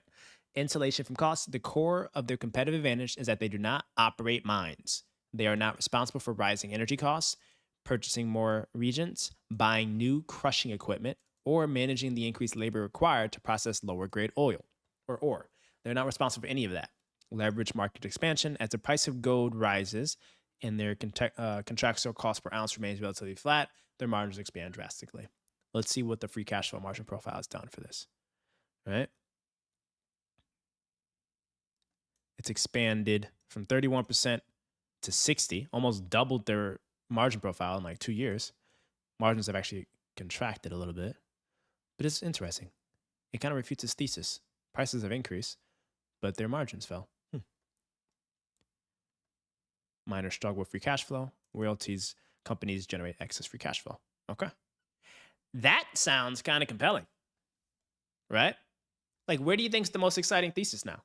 Where do you think the most exciting thesis? Because like this is so fascinating that like we told Gemini, give us what's happening with gold, and we understood the thesis, like geopolitical tensions, folks flocking to gold, right? And you know, the flight of leveraging gold as the next largest reserve instead of U.S. Treasuries. Like the macro thesis makes sense, and the bet, like the high level bet, should theoretically be, if the world continues to be a little crazy, and if the world continues to be a little crazy, and the value of either U.S. dollars, U.S. Treasuries no longer has a compelling value proposition, then we need to very much buy gold. But then within gold, the narrative of what's happening within gold is kind of compelling. You can, of course, look at the miners, and as we can see with NUGT, NUGD, thank you, Edwin, for showing us this. The miners have absolutely crushed it. In the past year, the overall index for miners have gone up 600%. That's a crazy bagger, right? But what's happening here is that there is an operational choke point that folks are not spending enough time looking at, and it's declining ore grades because there's only a fixed amount of mines out there. And as we start to deplete those mines, the quality of the ores are just going to get less and less, compelling. So you got to spend a lot more on talent to do the geology. You have to spend a lot more on engineering for the actual like subsurface design and scanning, the digital twinning. You're going to have a lot more intensive equipment to go through some of the lower grade and poor quality ores. You're going to have a lot more specialized labor to sort of like filter out the good gold versus the bad gold ores. Little things like that, right? So what you then have to do in that situation is think about what is the better business model. Do you play the risk of buying a miner? Like miner, M-I-N-E-R, right? Like a mining business? Or do you think about where within that value chain is there a business that is de-risked from that choke point of declining ores? And there's a financial sponsor-oriented kind of like lender-style business model, which exists, which I didn't even know about, so shout out to Gemini, of royalty companies, royalty and streaming rights. Why? Because they're insulated from the cost. They don't operate mines, y'all. They don't have any equipment. They don't have to worry about rising energy cost. They don't have to worry about labor cost. And as the price of gold rips and their contractual costs per ounce remain relatively consistent, the free cash flow generating ability is just fascinating, chat. This is fascinating. W in the chat for gold. What do you guys think? You think we should vote on this? You think we should vote on this? What we got in chat? Kayvon, what you yapping about, Kayvon? Hey, Boogie, what up, twin? Twins. Oh, you like the thumbnail books? You like it? Thank you so much, man. Oh, snap, Alex Sable. What up, twin? Oh, Alex, what do you think about all this? Because you might be the smartest person here, Alex Sable. I'm not going to hold you up. You might be the smartest person here. I trust your judgment. You like the value chain framework? It's compelling, right? Like when you see mega themes, don't think about just the picks and shovels of the mega theme. Think about the picks and the shovels of the picks and the shovels and figure out where's the choke point, where's the supply constraint, and then where is there an operating, cash flowing, strong free cash flow margin generating business that operates that has strong positioning, market power, pricing power, sticky customers. Boom. Bet on it. Put the house on it. And then when you see great ideas, I'm not saying this is a great idea. I think it's a great learning experience. But when you see good ideas, you guys can't be so diversified, right? I know it goes against everything that I said on my channel, right? But I'm thinking of you all as like institutional investors. You're shadowing Chat Capital, right? You're shadowing us of how we operate, right? On our day-to-day, we're not sitting here trying to pick 500 companies. We're going to pick like 2 to 3 that are incredible. And we're literally about to go balls to the wall on this. You know what I'm saying, chat? Thanks for tuning in, Alex. I really appreciate you checking in, man. Hope you had an incredible day, bro. Kayvon, what you talking about, man? Bro, you talking through allocation strategy. Which one of these are long-term holdings versus things you trade? These are things you trade. This is something that you hold for very much the next 3 to 6 months. And you stay extra, like how I would play this, I would do like a 3 to 6 to 8 month play. I would literally move to wherever the mining capital is of the world, just so that I can have the quickest pulse to understand where we are in this narrative. I would literally like become best friends with the miners, like mining employees. Such a weird word.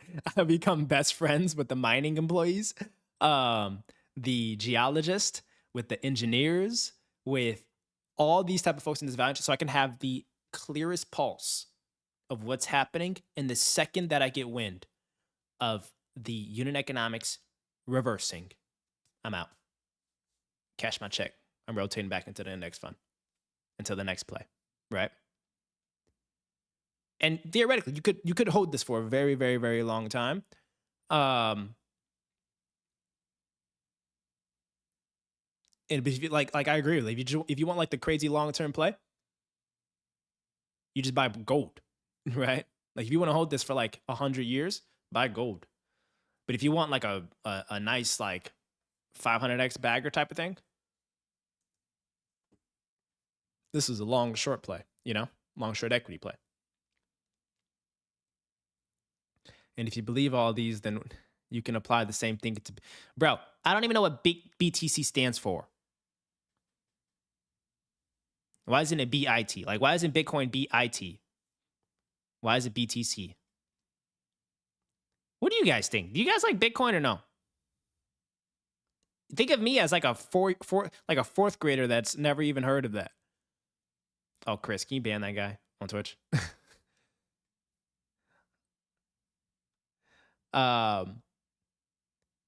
Replace gold with Bitcoin, and then you talk to the relative value trading framework. If you believe in gold, then the answer isn't to buy gold when it's at all-time highs. If you believe in gold is out, then you should be buying Bitcoin, because those gold profits are rotating into Bitcoin. Bro, is Bitcoin even real? Wait, Kayvon, you weren't even on our stream when we had the quantum experts on stream. We had the quantum experts on stream talking about they're gonna hack y'all Bitcoin keys. You can't hack gold keys. Thank you, Chris. Appreciate it. Chat, what do y'all think, man? What do y'all think? Y'all think gold's the play or what? Let's vote. We're not gonna we got to do more work, honestly, like throughout this week to like I think we have to do a little bit more work to pick an actual asset. You know, like like this is not a good enough thesis to buy a royalty business, right? Like it's okay, but it's like we need to then go to like Royal Gold's investor relate. Like we need to dive really deep into this, and there's just a little bit more work we need to do. 3355 SK, how you doing, twin? Happy Monday. Happy Monday. Thank you, Chris. Thank you, Chris. Appreciate that. Appreciate it. Appreciate it.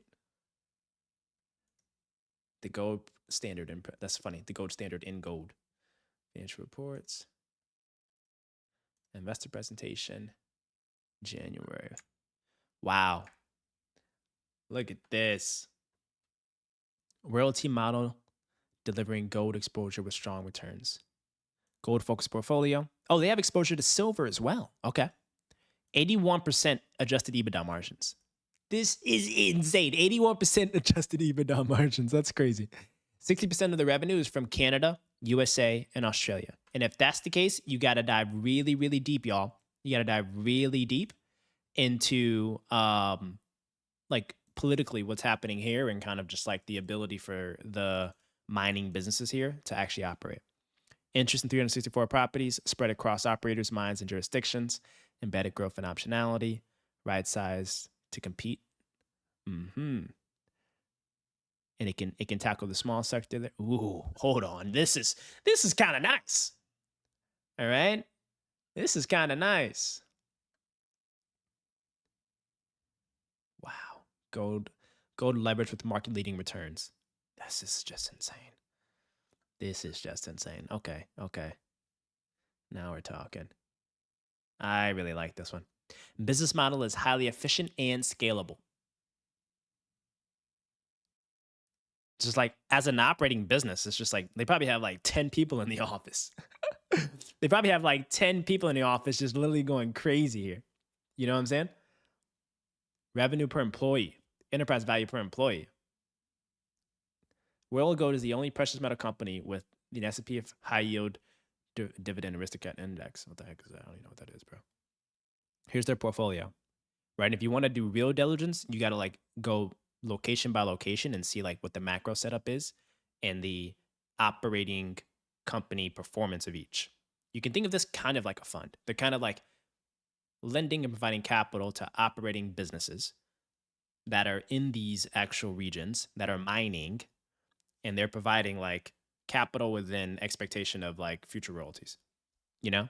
So you need to figure out what is the actual health of these particular geographies, right? What, like, how are they operating in terms of capacity? Like, what is the uptime of their production? What is the available reserves?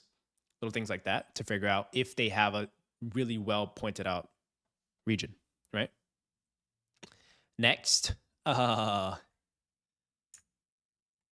not overly concentrated. Here's like their biggest operator, Centerra. I think Centerra's, ooh, is that a stock? Centerra Gold. We found another one. Hey, we're just finding baggers. We're just finding baggers, dudes. So Centerra's balance sheet to do their mining is heavily supported by Royal Gold and the free cash flow generation ability, the EBITDA margin profile. Centerra has a freaking Centerra has like a super low margin, like crazy, like super low margin, crazy cost intensive operations, when this one is just literally like a lending business a little bit, right? I kind of like it. Barrick Gold, what's that?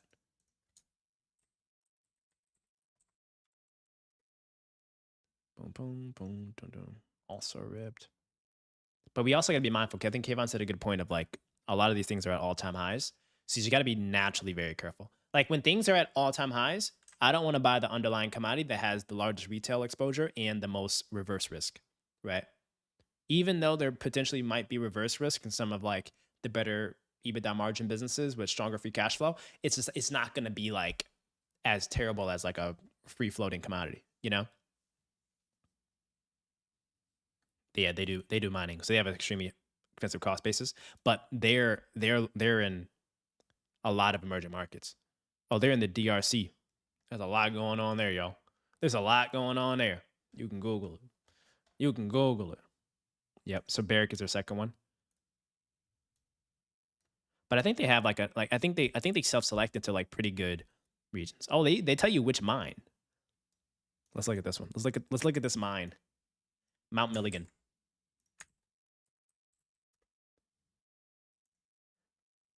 Wow, look at that. Hey, would y'all go to a gold mine like this? Would y'all hang out at Mount Milligan? Just hunt for gold? That's crazy though. Like, what if 1,000 years ago, your great grandma, your great granddaddy had the land on here, and he or she didn't even know about it and sold it to some scrappy mining business and was like, oh, I just want to dig something. And all of a sudden, boom, got all this gold. That's crazy. Wait, you know what's hilarious though? People will literally buy, like, what's crazy is people will literally go buy gold bars from Costco, but they won't even take the time to look at operating businesses in the value chain. What a L, chat. People out there giving themselves L's at Costco warehouse when they could be buying some operating businesses or even buying just the commodity themselves. That's crazy work. That's crazy work. That's crazy work. True, not a financial advice, by the way. Oh yeah, nothing here is financial advice. This is life advice, and we're learning together. In case the Fed's watching, I'm just trying to seed questions for Kenny to respond. Kayvon wants me to put my entire wealth into Bitcoin. Kayvon's like, Kenny, what are you doing this whole boring business portfolio? Why do you even need a holdco? Go on Coinbase, buy BTC, twin. And my answer to that, you're either going to be very right or very wrong. You know, thinking about my boy Kayvon, he's either going to be crazy right or crazy wrong. But honestly, knowing him and knowing his conviction in this and the work he's done, he's going to be very right. You know, Kayvon's going to be the wealthiest friend that I have in my entire lifetime. I'm calling it now. Because his ability to have conviction in a name, in an asset, to bet behind it and go crazy. You know, this guy can put out banger music and have a banger portfolio. We have friends that work at hedge funds, and Kayvon's portfolio outperforms our hedge fund friends. Isn't that well? How you let a rapper beat you in the markets and you're a professional hedge fund investor? That's some crazy work, ain't it? Oh, jeez. That's my city boy, though. All right. This is, guys, this is a pretty compelling name. This is a pretty compelling name. What I would say, though, is I would not allocate right now because of just naturally where we're at, right? Like it's just in a space right now where it's just like it's so pricey, it's so expensive, you know? And it's like it's terrifying to look at a price like this and be like, I'm excited to get in right now, you know? Honestly, the play is to remain patient and wait for things to calm down a little bit, tariff discussions to go away, right? Geopolitical tensions to chill out. Let people come back from Davos and just chill and relax. Like that would be the ultimate setup. And then when that happens, you will likely see a reversal in gold, like a normalization in gold. And these are kind of like index, like it's like levered indexes on gold, kind of, right? So you'll see a little bit of reversal on those, especially in the unit economics of these. But I will say, though, I think it is worth us checking out earnings here. Let's see. They might have. Okay. So theirs is in February, so next month. We should definitely be joining this earnings call just to like hear their commentary because they have, like, if we want to get the pulse of what's really happening, like I want to hear what is operationally happening with the earnings call, the mining businesses and this company here, just in case, because there could be a setup where the performance in their earnings is misguided or they miss expectations and there's a crazy dip and reversal, but something is brewing geopolitically that could cause another rip in the gold. And that's an entry point. You guys feel me?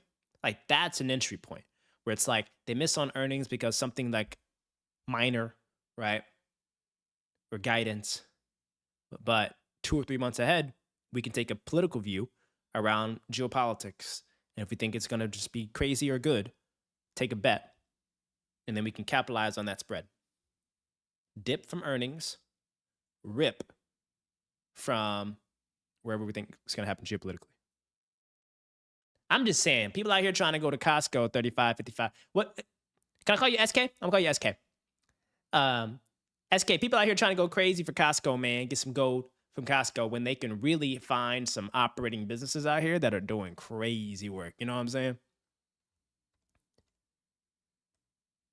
Wow, this is not to be funny, but this is the whitest management team I've ever seen. But they got to work on their diversity. But great business, by the way. So this is pretty compelling, man. I'm intrigued. I'm intrigued. I'm adding this to the watch list. I'm adding this to our watch list, chat, of names to just watch. What's their ticker? RGLD. Yeah, let's add this to the watch list, chat. I'm quite interested. I'm quite interested. What do you guys think though? Let's put it in the chat. Let's vote. Let's vote. And let's vote. And we're not gonna vote if we're gonna buy it. We're just gonna vote directionally where you're gonna think. I want you all to vote. What do you think is gonna happen to gold? Do you think it's going to continue to rip, or do you think it's gonna crash? What's your thoughts? What is everyone's thoughts on gold? And it's on YouTube. And while you guys are voting, make sure you also smash that like button for the Shred Lords, all right? I want to see what folks actually think when it comes to this gold narrative of if you think it's going to keep ripping. Our time horizon is 2026. So if you look back at 2026, gold either went up or it fell, right? I want to know what you all think. We low-key should have known that gold was a play when Trump got in office. Like, I don't know why we didn't call that. Gold is heavily correlated to just geopolitical tensions. We could have just studied how gold performed during his last run, right? Right? When was he president before?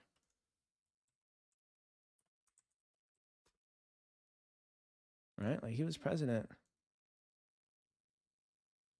It was 2016 to 2020, right? Or something like that. Yeah, gold. Oh, it did well. Well, no, not really. This is where it wrapped. Yeah, we should have just really tracked the history. This is what I'm saying though. It's like if you're an investor, you're just gonna you're gonna memorize. Yeah. Yeah, Trump Tower should have been a dead giveaway. That's so funny, SK. You're right. You're right on that. We really should have just, this is a great opportunity though for pattern recognition, right? Like, if you all have the capacity for it, this is an amazing time to just start developing pattern recognition to where like you just start documenting what you're seeing in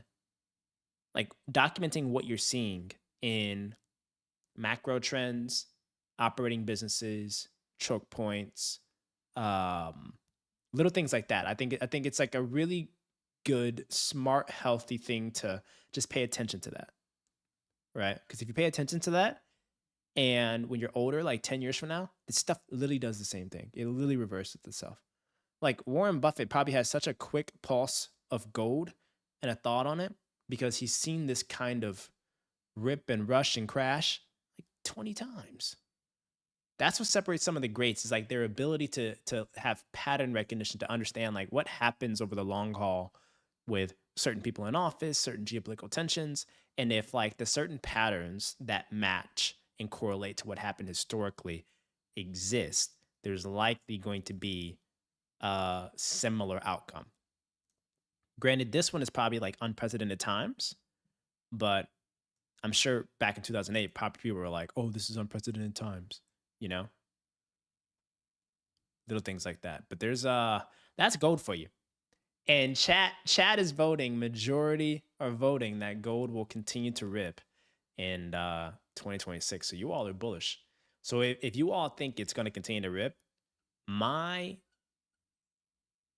the space where I'm most curious about intellectually is trying to tackle the capital efficient financing layer royalty streams within the gold ecosystem. I'm not buying Costco bars. I'm potentially exploring purchasing royalty and streaming businesses that are focused on the gold play. You know, capital light business model, 81% EBITDA margins. It's a safer bet if you're going to do it. But as always, do your own research, invest at your own risk, and gold is a very volatile, risky asset. And this is just 5% of the 100% of work that we need to do, right? So don't think that you can read something like this and just have a point of view. Like, you got to study this stuff, guys. We gotta go to these mines. We gotta see what's happening in Mount Milligan, Pueblo Viejo, Cortez, Wassa. We gotta hear what's happening locally. We gotta figure out. We gotta go to the local unions and figure out what's happening with labor. You know what I'm saying? If there's gonna be strikes, little things like that. We gotta go to Rainy River and try to figure out if there's any potential local regulation that's gonna be impacting whether or not we're able to have an efficient logistics route to export the gold. You know, that can help us cut margins by 20%, something like that, just to figure out what's happening there, you know? Little things like that. This is the start of the intellectual curious journey of figuring out what the play is within gold, you know? But the beautiful thing is we not only just learned about gold, we also learned about the healthy play of how a smart money, macro-oriented Bridgewater Associates Tiger Cub style investor would play gold. And I would just say, I'm intrigued. I'm intrigued. So W on that. I am intrigued. What do you guys think? Huh? You guys think gold is going to continue to rip? All right, Chris is going to get mad at me because we got so many other topics to talk about, y'all. But W Gold in the chat. My gold chain right here out here shining, y'all. I bought it for $75 my freshman year of college. Right? It's probably worth 200. It's one of the best investments I've ever made. Just kidding. W Gold, y'all. W Gold. All right, Chris, I'm rolling. There's so many smart money moves to make. This one just like, psh. Edwin, when you showed me this, I was just like, ain't no way, bro. This is insane. This is insane. Just imagine if you bought this back in April 2025. Must be nice. Must be nice. Must be nice. All right. I want to learn about Davos. There was a lot going on in Davos as well, right? Let's see who did a good Davos recap. So if you guys don't know anything, so if you like, look, there's a secret meeting where the wealthiest, most powerful people in the entire world come to hang out in an amazing place in Switzerland. That's called Davos. Is it in Switzerland? I think it is, right? No, Chris, you're good. Thank you so much, bro. It's useful. I can see it, and I'm like, all right, good. It helps me frame our wrapping things up on our stuff, so it's good. So Davos shook the world last week by having some extremely high-profile politicians, business leaders, educators, academics, journalists, you name it. Folks from The Economist, U.S. President Donald Trump, one of the best bank CEOs in the world, Jamie Dimon, one of the most innovative tech brains in the world, two of them actually, Jensen Huang, CEO of NVIDIA, Elon Musk, he needs no introduction. They were all just hanging out at Davos, right? I want to be in that room. I want to understand what the heck was going on in Davos. So while I couldn't afford the ticket or the flight, we're about to read about it. All right? Okay. So Trump was delayed. Okay. Interesting. Why is that relevant? But I just can imagine, like, the first thing that they're mentioning is this Greenland situation and the tariff discussion and the U.S. relationship with Europe. But I don't think this is Davos specific. I think with or without Davos, there would have still been some developments in that relationship and the conversation of the U.S. trying to take over Greenland. But this is where it gets more interesting. Global risk ranked by severity. Like, check this out, y'all. This here says, and I guess they surveyed the attendees at Davos. It said, please estimate the likely impact and severity of the following risk over a 2 and a 10-year horizon. So within the near term, most people voted that there was going to be geoeconomic confrontation. aka multiple trade wars, tit for tats, and just countries going at each other economically, especially when it comes to trade, right? Next, misinformation and disinformation. And that's the technology risk. I think that is largely due to AI and its prevalence within social media, especially, but also the lack of governance that we have within AI. AI is literally running wild. Like you don't need my commentary on that. You can check out literally what's happening with like Grok and all these other AI platforms, but it's just like I don't even think they have a chief compliance officer working at some of these places, because it's just like some of the things that AI is doing, at least on the negative side, is a bit concerning. So that's your healthy reminder to get outside and touch grass. All right, don't sit there on AI all day. And then we got our climate warriors talking about extreme weather events. That's facts. It's happening. It's real. State-based armed conflict. Okay, that sounds scary.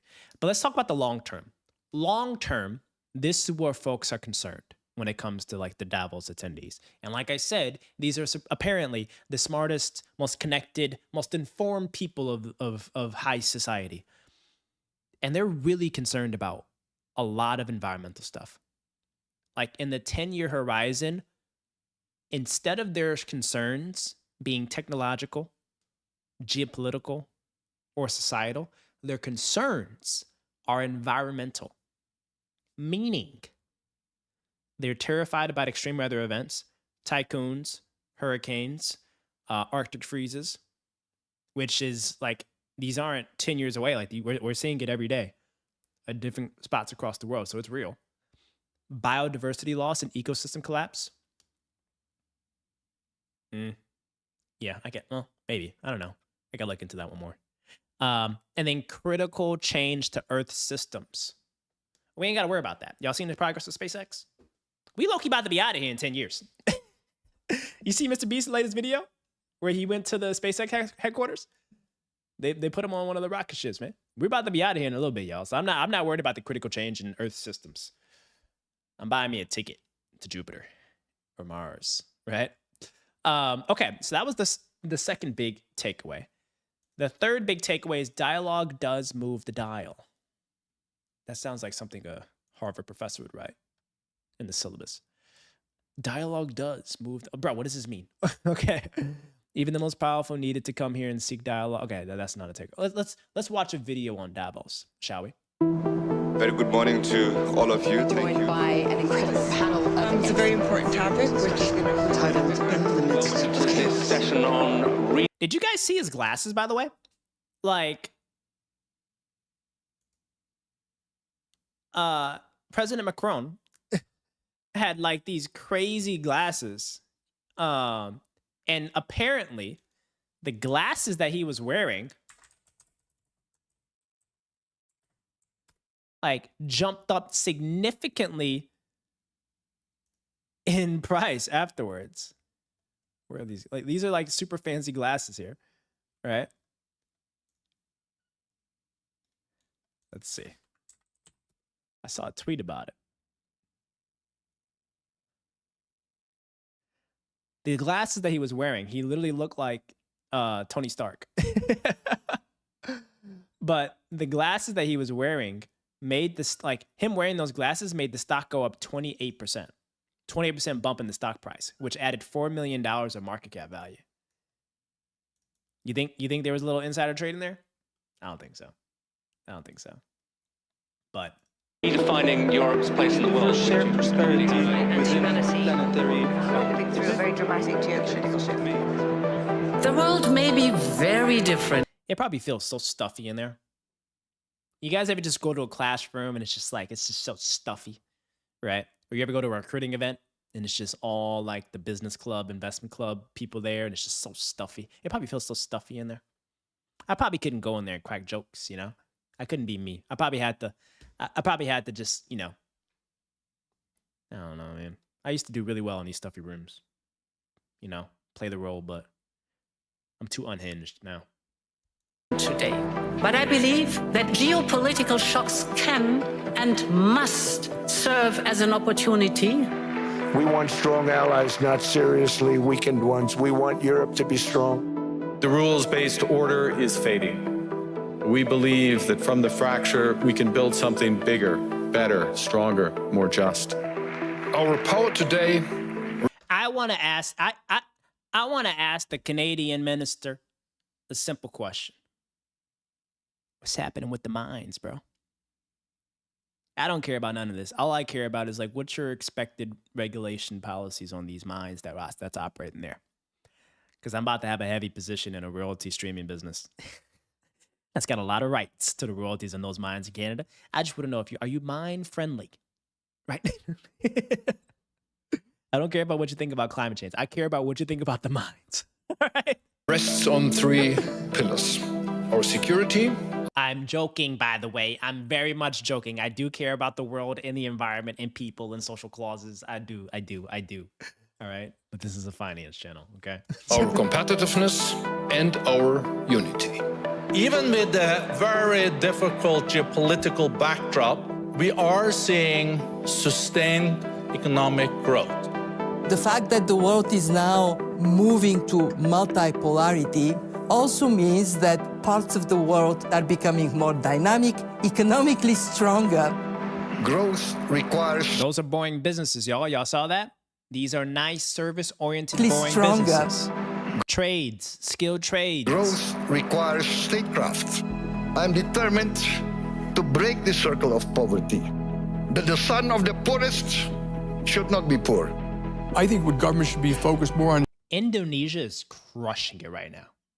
Indonesia, Vietnam, and the Philippines, they are crushing it right now. Because everyone's scared to do business in China. And those are the next logical hubs for manufacturing. Like, I think we said this on stream a few weeks ago, but it's just like, I think it was last week, where we talked about like the attractiveness of Vietnam as like an amazing semi-manufacturing hub. And it's like, we found a really cool Vietnamese IT services businesses that's serving the supply chain ecosystem. We just can't buy it, y'all. We can't buy those assets. But policy conducive to growth. To growth. This guy here. Government should be focused more on policy. Jamie Dimon, he is my spirit animal. He is the greatest Wall Street CEO to ever exist. JP Morgan is an amazing business, right? Amazing firm, great culture. And he is, in my opinion, one of the most talented CEOs to exist. I used to be in this program in New York when I was an intern, where they would like send you to the different banks and like listen to people speak. And he came to speak to us, right? So I was able to hear him speak a few times. And it's just like his posture, his leadership, his patience, his investment in the people. He's such a great guy. I don't care what anybody says about Jamie Dimon. I'm a big Jamie fan. All right, I'm a big Jamie conducive to growth. And he's so unhinged, right? Like, he doesn't give a crap. He'll say literally whatever he wants.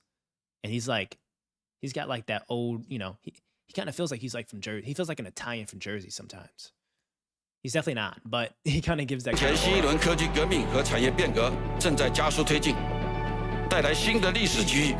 AI is technology that will diffuse faster and bring economic growth all around the world. Wow. I would advocate that for the developing countries, build your infrastructure, get engaged in AI, and recognize that AI is likely to close the technology divide. Digital public infrastructure is one of the critical infrastructures, but electricity is even more basic. Africa has 600 million people without electricity. I love Jensen. I do think AI will help with economic growth, but there is a concern that the young people coming on the job market are having a harder time finding jobs because of the ability of AI to replace them. That's facts. There's no need for analysts at Dreamline Holdings. We need VPs, right? People that can get out there on the road, build relationships with owners. AI can build models now. AI can write investment memos.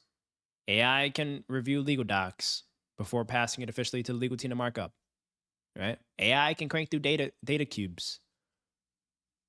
My Claude, Gemini, and ChatGPT package to run the back end of this holding company is immaculate.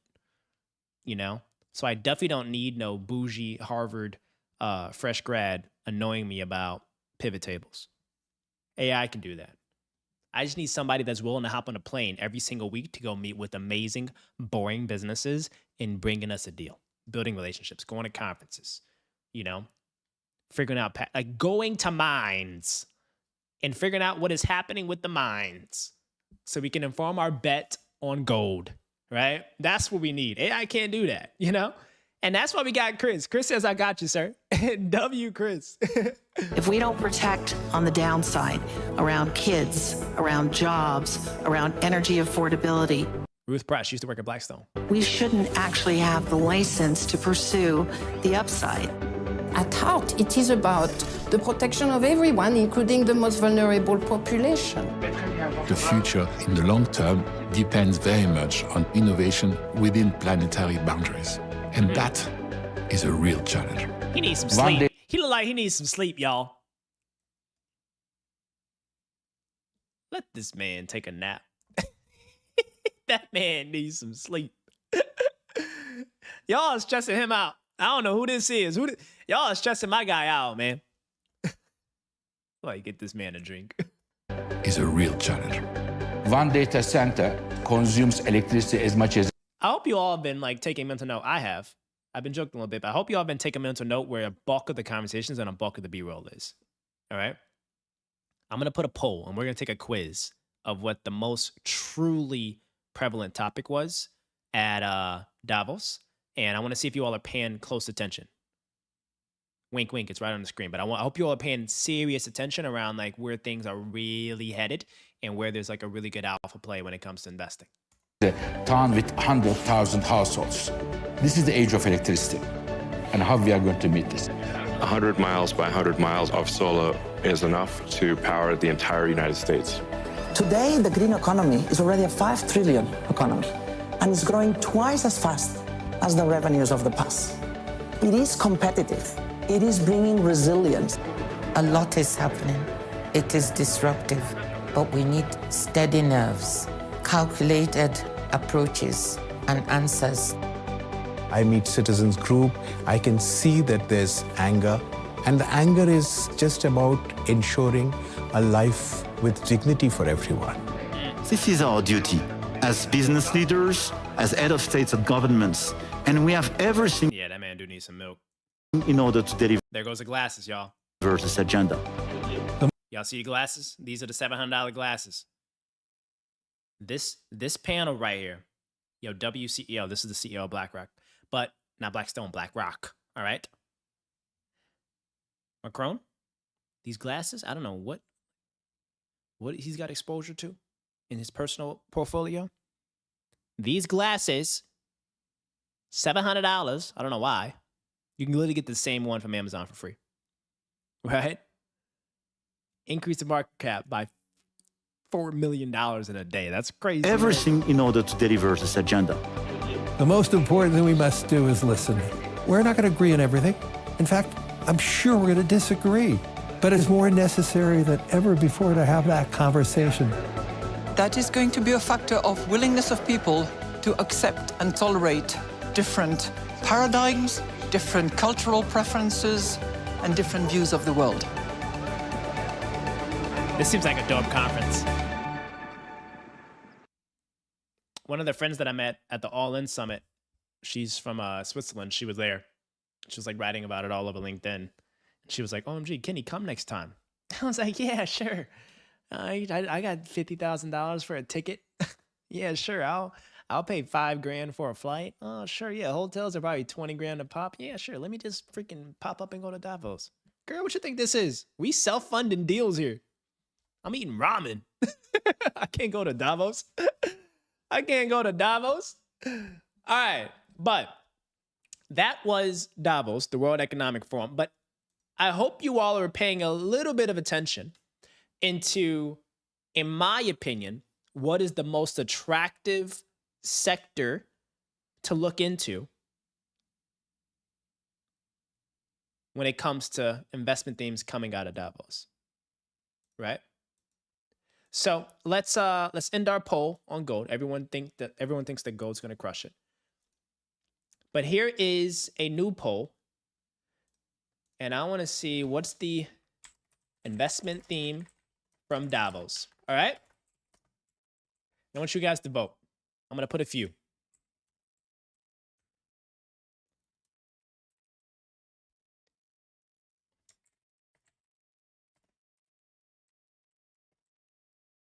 Okay, hold on.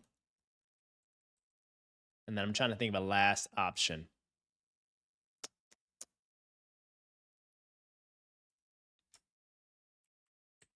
And then the rest of the stuff they were just talking about, you know. I'll make it a little bit easier for you guys. All right. I want you all to vote. What is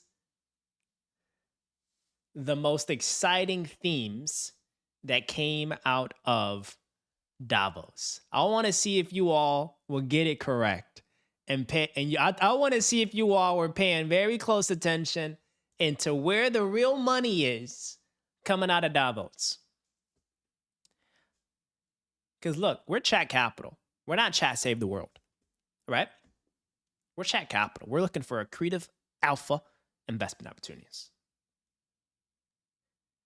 Going to Davos is kind of like sitting on an earnings call, because you get to get a little bit of perspective from CEOs that are talking about what's happening in the world and where the world is headed. So if you're trying to build your macro long-term case, you can kind of get a lot of intel from Davos. You're also going to get the political positioning and macroeconomic support that will either enable or cripple an industry, right? You will very much hear about the macro themes, business-wise, sector-wise, technology-wise, from the actual operators, the Jensen Huangs, the Elon Musk, the other important CEOs. And then you'll actually hear from the politicians and senior political leaders and influencers that are going to either show support for a given theme or showcase their hesitancy for a given theme. And if everyone is kind of like on the same page and repeating the same playbook of, hey, FYI, it's likely worth enabling this type of thing. That could be a play. ADub says the silver and copper moves are because the attention electricity is getting. Yeah. Electricity is going crazy right now. And silver and copper are going nuts too. So natural gas prices, electricity prices, it's a crazy play. But go ahead and vote, guys. Go ahead and hit that vote and like button if you haven't already. But go ahead and hit that vote of what you think were the most relevant investment themes coming out of Davos. I'll see if I can find another clip for it. That parts of the world are becoming more dynamic, economically stronger. Right. Growth requires statecraft. World. I would advocate that for the. I'll show you some boring business. Boring business number one. This right here, I love this company or industry. This is grid resilience, transmission and distribution maintenance. These are boring businesses, utility services companies that are selling their services to utility companies and power businesses and data center companies. And they are modernizing the grid to ensure that the electricity demands of tomorrow we can actually handle from a grid and transmission distribution infrastructure perspective, right? This right here, this is like mission critical. This is super important. This is not going away. If anything, it's getting more prevalent. I would advocate that for the. What is this right here? These are data centers, right? These are data centers that are absolutely mission critical when it comes to powering and enabling all of this online compute, right? Whether you're doing AI, life sciences, robotics, space, or anything, these data centers are hyper important. And what's a really, really, really cool public equity style investment? Checking out these optics and interconnection and cabling businesses. You see all this stuff? People just look at data centers and just look at the big black boxes. I look at these little cords. I look at these little components. What are they plugging into? What are they connecting? Right? Developing countries, build your infrastructure. Build your infrastructure, right? Construction services. I see this and I don't just see someone building a tower. I see someone that is doing site planning. I see someone that's doing civil engineering. I see someone that's probably doing like health inspections for the crew to ensure that they're safe. I see a small mom and pop shop that's selling all of these orange construction suits, you know? I see a early stage startup that's doing tech-enabled helmets to track worker health and workplace safety on job sites, right? We're training our brains to go below the thesis. People want to gather and shake hands at Davos. I want to find investment themes, all right? That's what I want, but you guys voted right. You guys voted right. It was data centers and AI value chain. That is my biggest takeaway from this entire Davos conversation is just the world of AI and data centers. W Davos, right? So should we go next year? Who knows? I'm down to go, but I'm streaming the whole thing, just like we did at CES. I'm streaming the whole thing for chat, all right? Should we low-key? I should, though. I should. It is just so impressive. Like, it's just amazing that the most powerful CEOs and politicians all gather in Davos for literally like one weekend to talk about the future.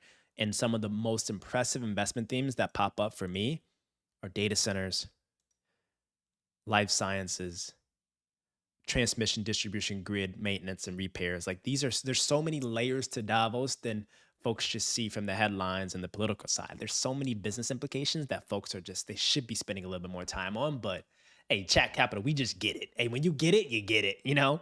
I ain't have to pay $10,000 to go to Davos just to get the investment themes. I'm gonna watch the recordings and allocate some capital. All right, W's in the chat. That's how we roll it. That's how we roll it. All right. Let's little Chat Capital vibe.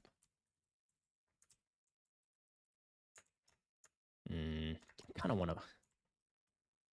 So here's my favorites. If you're really thinking about Chat Capital, here's like my favorites low key. This one and this one.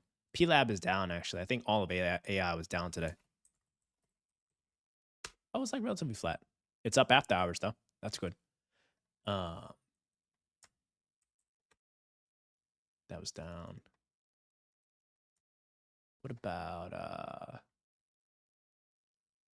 SCTS was down, KLAC, SanDisk. Oh, SNDK. I wonder how they did.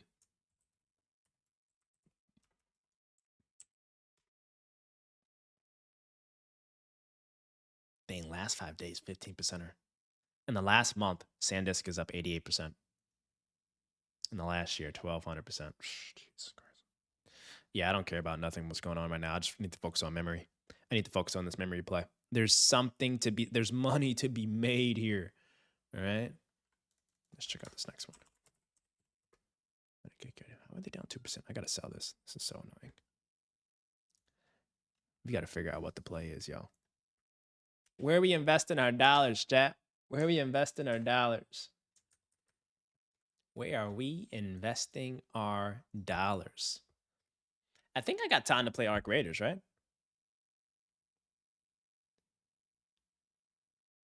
What we've been doing? We've been doing damn, we're still going strong on stream. We're still going strong on stream.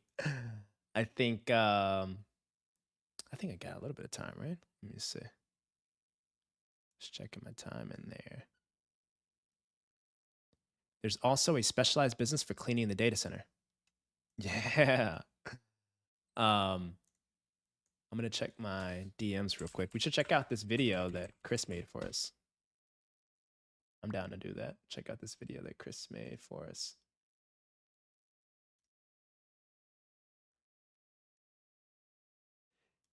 This is a funny video. This is so funny. Oh shit! Oh my god, it's dangerous in Manila. He's like little kids in Manila. I said NBA Young Pinoy. NBA Young Pinoy. Oh snap! Chris out here making smart money moves. Chris out here making smart money moves. Hey Chris got a little YouTube channel, y'all. He's got a YouTube channel.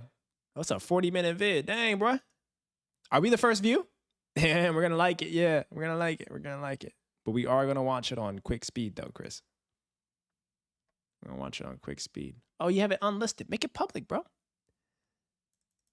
7 Boeing businesses you can buy under 70K. All right, that's quality. Let's do playback speed. We'll do 2x for you. Oh, hey guys, welcome to another analysis video where I just react to private equity videos. Today we are going through Kenny Finance. Kenny Finance's videos. Kenny Finance is an amazing channel. It's so weird looking at my channel through your thing. I'm doing this on my own free will because I just love the channel. I just love the channel a lot. Thank you, man, for loving my channel. Of the debt and equity ratio was like 6. What's Desmos? Studio, we help everyone learn math, love math, and grow with math. And I picked this video specifically. I picked this 700K video specifically because, let's say, you had, let's say, you really want to divide this business. A calc side. Due diligence on it, you saw the financial, operational, everything, right? So now, what's 40% of 700,000? That means you need 280K to actually make this work. But again, that's like taking like a good extreme.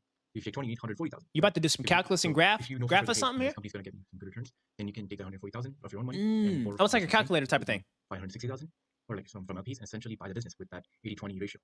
So this could be like a very viable option that someone might actually buy, right? So this would be like a realistic option from there. So that's why I want to react to this video. Roads as if they knew we were coming. The X3, X5, and X7, proudly assembled in South Carolina at BMW's large.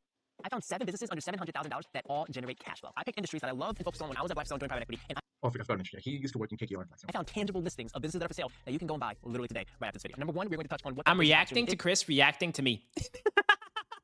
We're in the metaverse. We're in the metaverse. Number 2, I'm going to share my investment thesis, why I think it's a good investment. And then number 3, we're going to talk about the profitability and cash flow margins of this business. And by the way, we rank these from lowest to highest cash flow margins. One of these is generating 50% plus cash flow margins. I see that retention nudge. And I'll tell you 2 core reasons.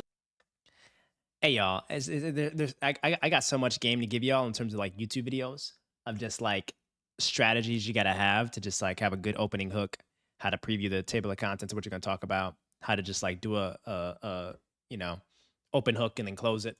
Reasons that will definitely sell you. Open There loop. are 10,000 baby boomers that are retiring every single day, and 10% of them own Every America's small single Are going to day. retire, right? So there's always going to be a constant need for buying businesses. And it's like, you know, a bunch of things are already taken up. And what I mean by that is you can't, I'm not a creative person, I'm not an innovative person, right?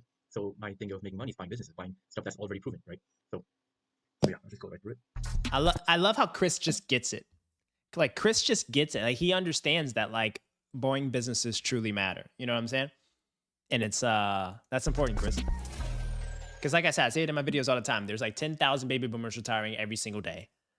Most of them own most of the small business in America, and they don't have anybody to take over their operations. So you need to have somebody like Chris going in, buying cash flowing businesses. You know what I'm saying? Let's see what you made here, though. Let's start here. Okay. This website is so elite, Chris. It's so elite. You literally need to spread this across to like every single. I remember I told you guys this, but no, I don't remember when. Like Chris, you need to spread this to like every single university to like teach people. And this should be included in your I definitely college admissions. Due diligence evaluation. Was it here? Are you kidding me, man? Oh, I can't even remember my own lessons. I mean, no, I remember what I talked about. I remember the content. Like you're a But I don't professor remember already. content. Isn't that crazy? You're like already a professor. Valuation, yeah, it's right here. Comparable individual comps. It's individual comps. And if this business is over or undervalued, the average of what similar businesses have sold for in the past. Chris, you stealing my comps? Don't be stealing my comps, bro. Don't be taking my comps, Chris. And margin is taking the annual and multiple comps are comparable to comps before transactions and industry averages. So that's literally what he did right there. questions about this being a similar Industry average. He saw like the other stuff and he was like, oh, this might be a good thing, you know? And then Chris, he was- and Chris, he- don't be out here positioning my stuff as if I'm copying you. I know, I'm kidding. I'm completely busting. I'm joking, dude. I'm joking, dude. And then if you guys remember beta, it's earnings before that and that. And then I give a whole explanation. So watch that or go to the concept there and watch that lesson again. and also sold. This is called doing comps to understand if this business is over or undervalued the average of what similar businesses have sold for in the past. So that's the multiple. Let's touch on the margin. And the margin is taking the annual cash flow divided by the annual revenue. So we take that $200,000 of annual cash flow divided by that $1.3 million of annual revenue. Now, I get a bunch of questions in my comments around like, what does this cash flow number include? It doesn't include tax. Oh, I guess it makes sense because if you're like combining a bunch of things and you're streamlining operations, kind of getting the dominant hand in the market, then you're going to be much more advanced. So people want to buy more. I want to see this graph. I want to see what he's doing with this graph. So we found all the way in South Carolina an auto repair shop that is on sale for $450,000 today. So what's the business model plan? Is that the broken cars come in, they get fixed, and they leave happy customers. And last time I checked. Wait, 450,000? Hold on, let me just do some math right here. So if you take like a conservative take, right, 30% equity, that means you personally need to invest or have the money for 135,000, and then you get a 70% debt from the bank, and then oh, dude, that's sick, 450K. It's a very good business, honestly. Yeah. PT is not going to be changing your oil, fixing a flat, or You guys honestly don't. I don't think you guys understand. Like, I put a lot of work in to like actually find these businesses. Like, these aren't just like things that I make up. These are like real listings. And I think I told you guys before, like almost 10 plus people have like watched our vids and actually ended up buying some of the businesses in our videos. This is so good. I want to see that chart. Chris, where's that chart at, bro? I know you're doing something funky with that chart. Yeah. 120,000. Oh, so you just use that as a calculator. Okay. The rest from the bank. But like, I mean, is it ever gonna fail? Like, I feel like I'm being too overconfident with this, but is it ever gonna fail? Yeah, it will fail. A lot of things do fail though, Chris. I think like you bring up a good point. I love that you watch my videos and you're probably super excited and super geeked about it, but this stuff can go really wrong really fast, right? Like it can very much reverse if you over lever a business that is in a secular downturn, if margins compress, or if revenue declines. It all works. Like it all works if it all works if the margins continue to stay at as it was at SBA underwriting. And then ideally like expand, you know? So this video. It's a little bit lower than the rest of the opportunities we looked at, but I'm telling you, $100,000 is significantly higher than the rest of the median income across the U.S., and you get to own a business. This is renting out dumpsters. That doesn't need very much oversight. Okay, so they have like a good relationship. They have a good relationship with the government. That's good. Yeah, that's very good. $1,000. We're doing annual cash flow of $220,000. So this means that they have a 30. I love this that Chris is like watching my video and doing like a deep sub thesis diligence of like the diligence I did, you know? Like he's kind of just like this is really good. It's kind of as if I wrote like my own investment memo on these opportunities, and then Chris went and did his own diligence to figure out whether or not these are like really good or bad deals. 4% cash flow margin, which is stellar in the waste management space, by the way, because it's pretty capital intensive as well as a lot of operating expenses because you need real people, as well as there's I talk so fast. Like dead in line with a lot of small business multiples. Number one, this is a niche focus, meaning that they're specializing in a very, very, very niche specialized skill set. Hey, WWW. Look at Chris actually going through and commenting. I appreciate that. So they have done this with a long operating history and they have repeat clients. So everybody learn from Chris. I love when they have repeat comment on the clients. videos. Yeah. Then number two, 50% plus cash flow margins.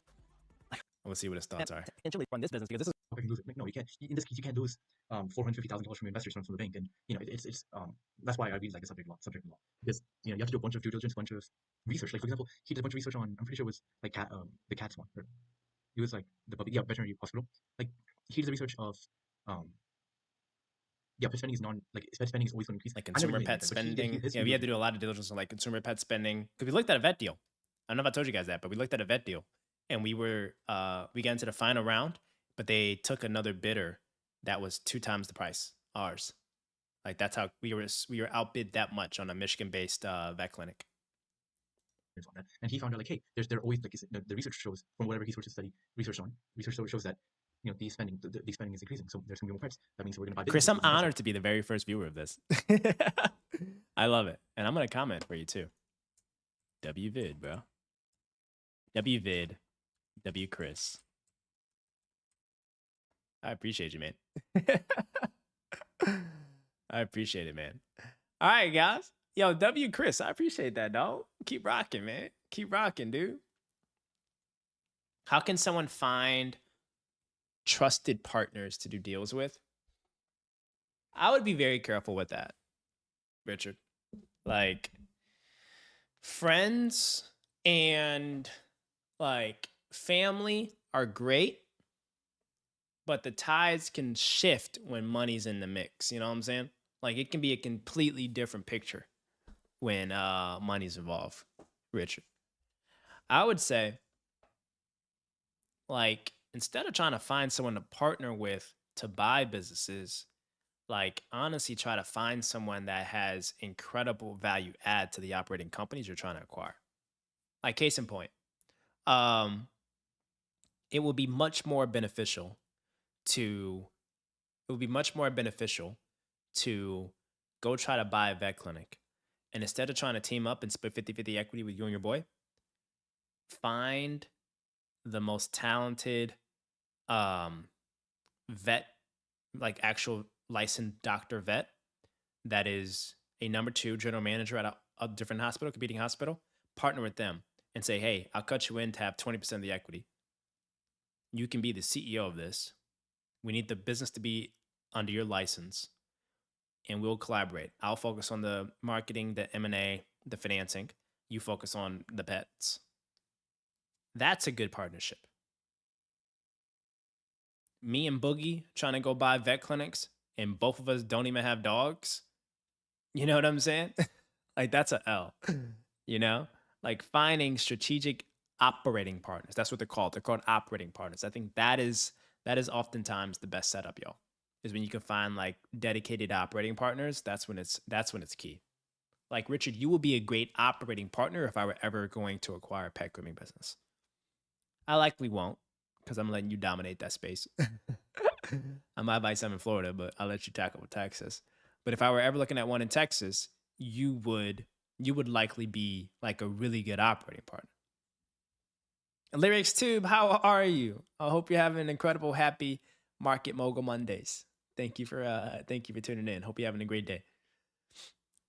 Does that make sense, Richard? You know? Richard, you find me a pet grooming business doing 80% EBITDA margins, I'll do a deal with you. I'll do a deal with you. 80% EBITDA margins, though. That's my threshold. It's got to be 80% margin business.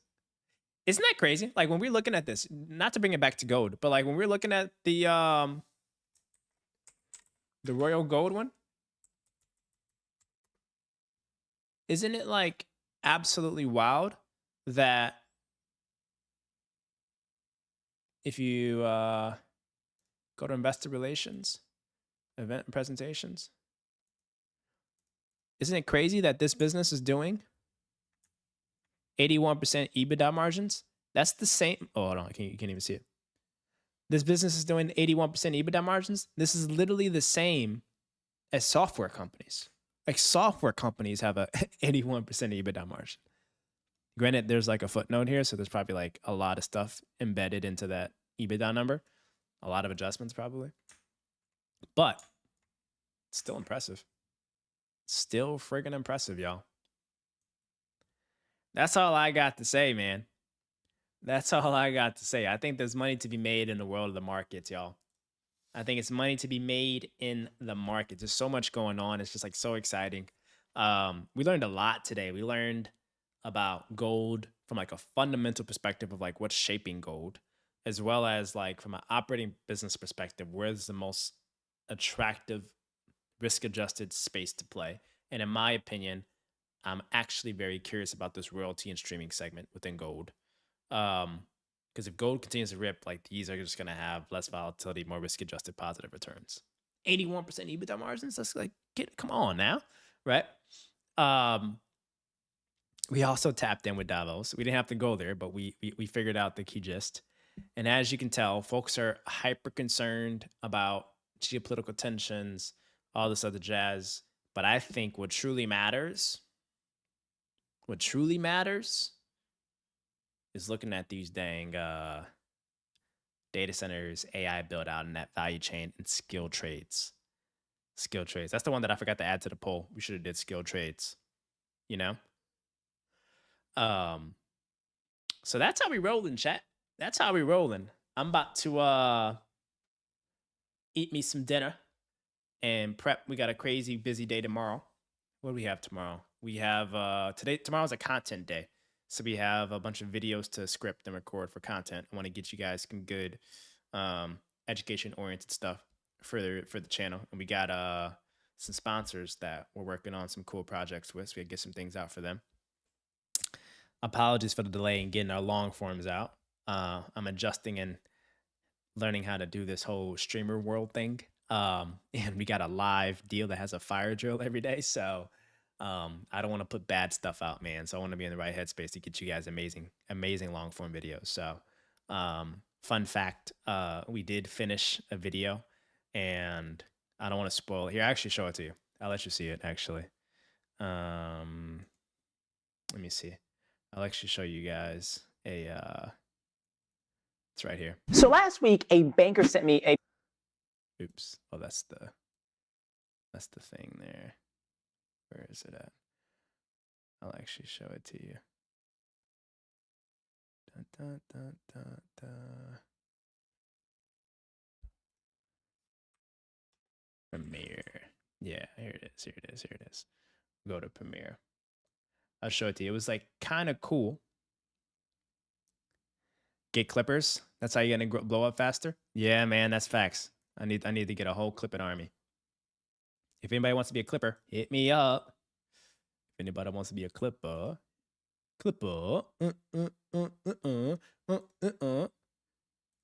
I gotta feed the streets. Let me show you. So we had this here. This video was a banger.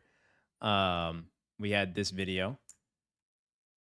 So last week, a banker sent me a pretty odd deal. It was for this alpaca petting zoo that also was an Airbnb, that also was a wedding chapel in Las Vegas for $400,000. It was like really cool. But wait, I'll show you. There was like, it's funny how you have to we have to do all of these things here. Let me give you guys a little glimpse of like what sometimes you gotta do. We hired a dedicated audio person that did like a little audio just with it. We do that. We do synchronize to the first audio track. I'm giving you guys a real glimpse of this content side. And then this here, unlink, delete, move this up. And it was how do we turn this thing down? I don't want to blow your guys' eardrums out.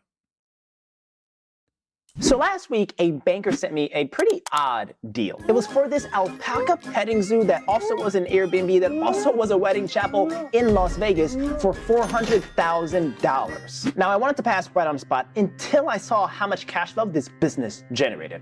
And it had me thinking, what are some of the weirdest and most profitable businesses that I could buy today? So now I'm hooked and I want to challenge myself to find 4 businesses. And by the end of this video, we are going to find... It was a really fun one. Like we went through, I had the team work on like that modern stuff there. Saw some real listings, good diligence. Each of them had criteria. The audio effects were good. Like it felt really nice. 100%. People getting in costumes and spooking people, I think that is very, very weird. Boom. It was just like, I don't want to share too much, but it was really, really good. But the only thing, it just wasn't like it's really, like it was really good. I just don't know if I want to release it because it just didn't have that like crispness to it, you know? The topic of that was the weirdest businesses you could buy that are the most profitable. And it's like, I probably should still release it, but it was just like, you can tell when like you made a 3-pointer without your best form versus when you swish a 3-pointer, you know? Oh, you think these are the videos sometimes that surprise you? Yeah, low key. You're right. F it, maybe. You know what? Maybe I'll release it on the second channel. I'll do it on the second channel. I'm definitely not gonna do it on the main channel. I don't want to do it on the main channel. I don't want to mess that up. We may put that on the second channel, y'all. But yeah, that's how we rocking and rolling. That's how we rocking and rolling, y'all. But we got a lot going on tomorrow. Tomorrow's a big content day. I got to bang out a lot of good content for LinkedIn, newsletter. So it's like writing for the first half of the day and then scripting for some cool vids. But I appreciate everybody learning with us tonight. Like it was a fun season to learn about a bunch of just amazing, attractive themes in the world. No, thank you guys. Thank you guys. No, not thank me. Thank you all for just keeping me. As you all can very evidently see, I'm the biggest nerd when it comes to business and finance and markets and investing. I'm obsessed with this and I love this. And I literally do this off stream. And it's just a fun, safe space to do it with some friends. So I had an absolute blast. Thank you, Chris, keeping us organized. Thank you, Richard. Thank you, A-Dub. Thank you, David. I appreciate everybody rocking us in. I think the first commenter was Edwin or Chris. So shout out to you all. You guys get 100 space points. But I appreciate everyone rocking with us. Look, we found some great investments to make some plays now. All right. I think it's going to be time to pitch some hardcore stuff tomorrow or Wednesday. Tomorrow we are having another stream at 6:30, but then Wednesday we are going to be scheduled a little bit earlier because we have earnings to react to. So Tesla, Apple are releasing earnings post-close. So with a lot of stuff, we got to hop onto those calls. So it'll be around 4 or 5 p.m. Eastern time, so around 1 p.m. Pacific time. And end of chat accomplishments recap. We out here getting stuff done. We learned a lot. We learned gold. We learned Davos. Within gold, we found an attractive segment within the value chain, which is in the royalty and streaming space. Data center cleaning businesses is a good LBO for us, according to Chris from the Davos learnings. And we also saw Chris put together an incredible reaction video to some of our content. And we're just out here making moves. And then Richard put me on game of hiring clippers for the short stream. So I'm about to get some clippers. So, all right, y'all. You know what time it is. It's time for me to go rock and roll. I got to go give me some food. Give me a little sweet treat tonight. Probably give me some ice cream. But I hope everybody has a fantastic night, a safe night. Safe night. If you are in Texas or the East Coast, I hope you all are staying warm and safe during this very, very, very cold season. And rooting for you all, praying for everyone's good health and success. And let's get after it, get some good sleep. And I will catch all of you guys back here tomorrow. So take care of yourselves and take care of each other. Peace and love. And let's keep rocking chat and making smart money moves. I'll holler at y'all later. Peace.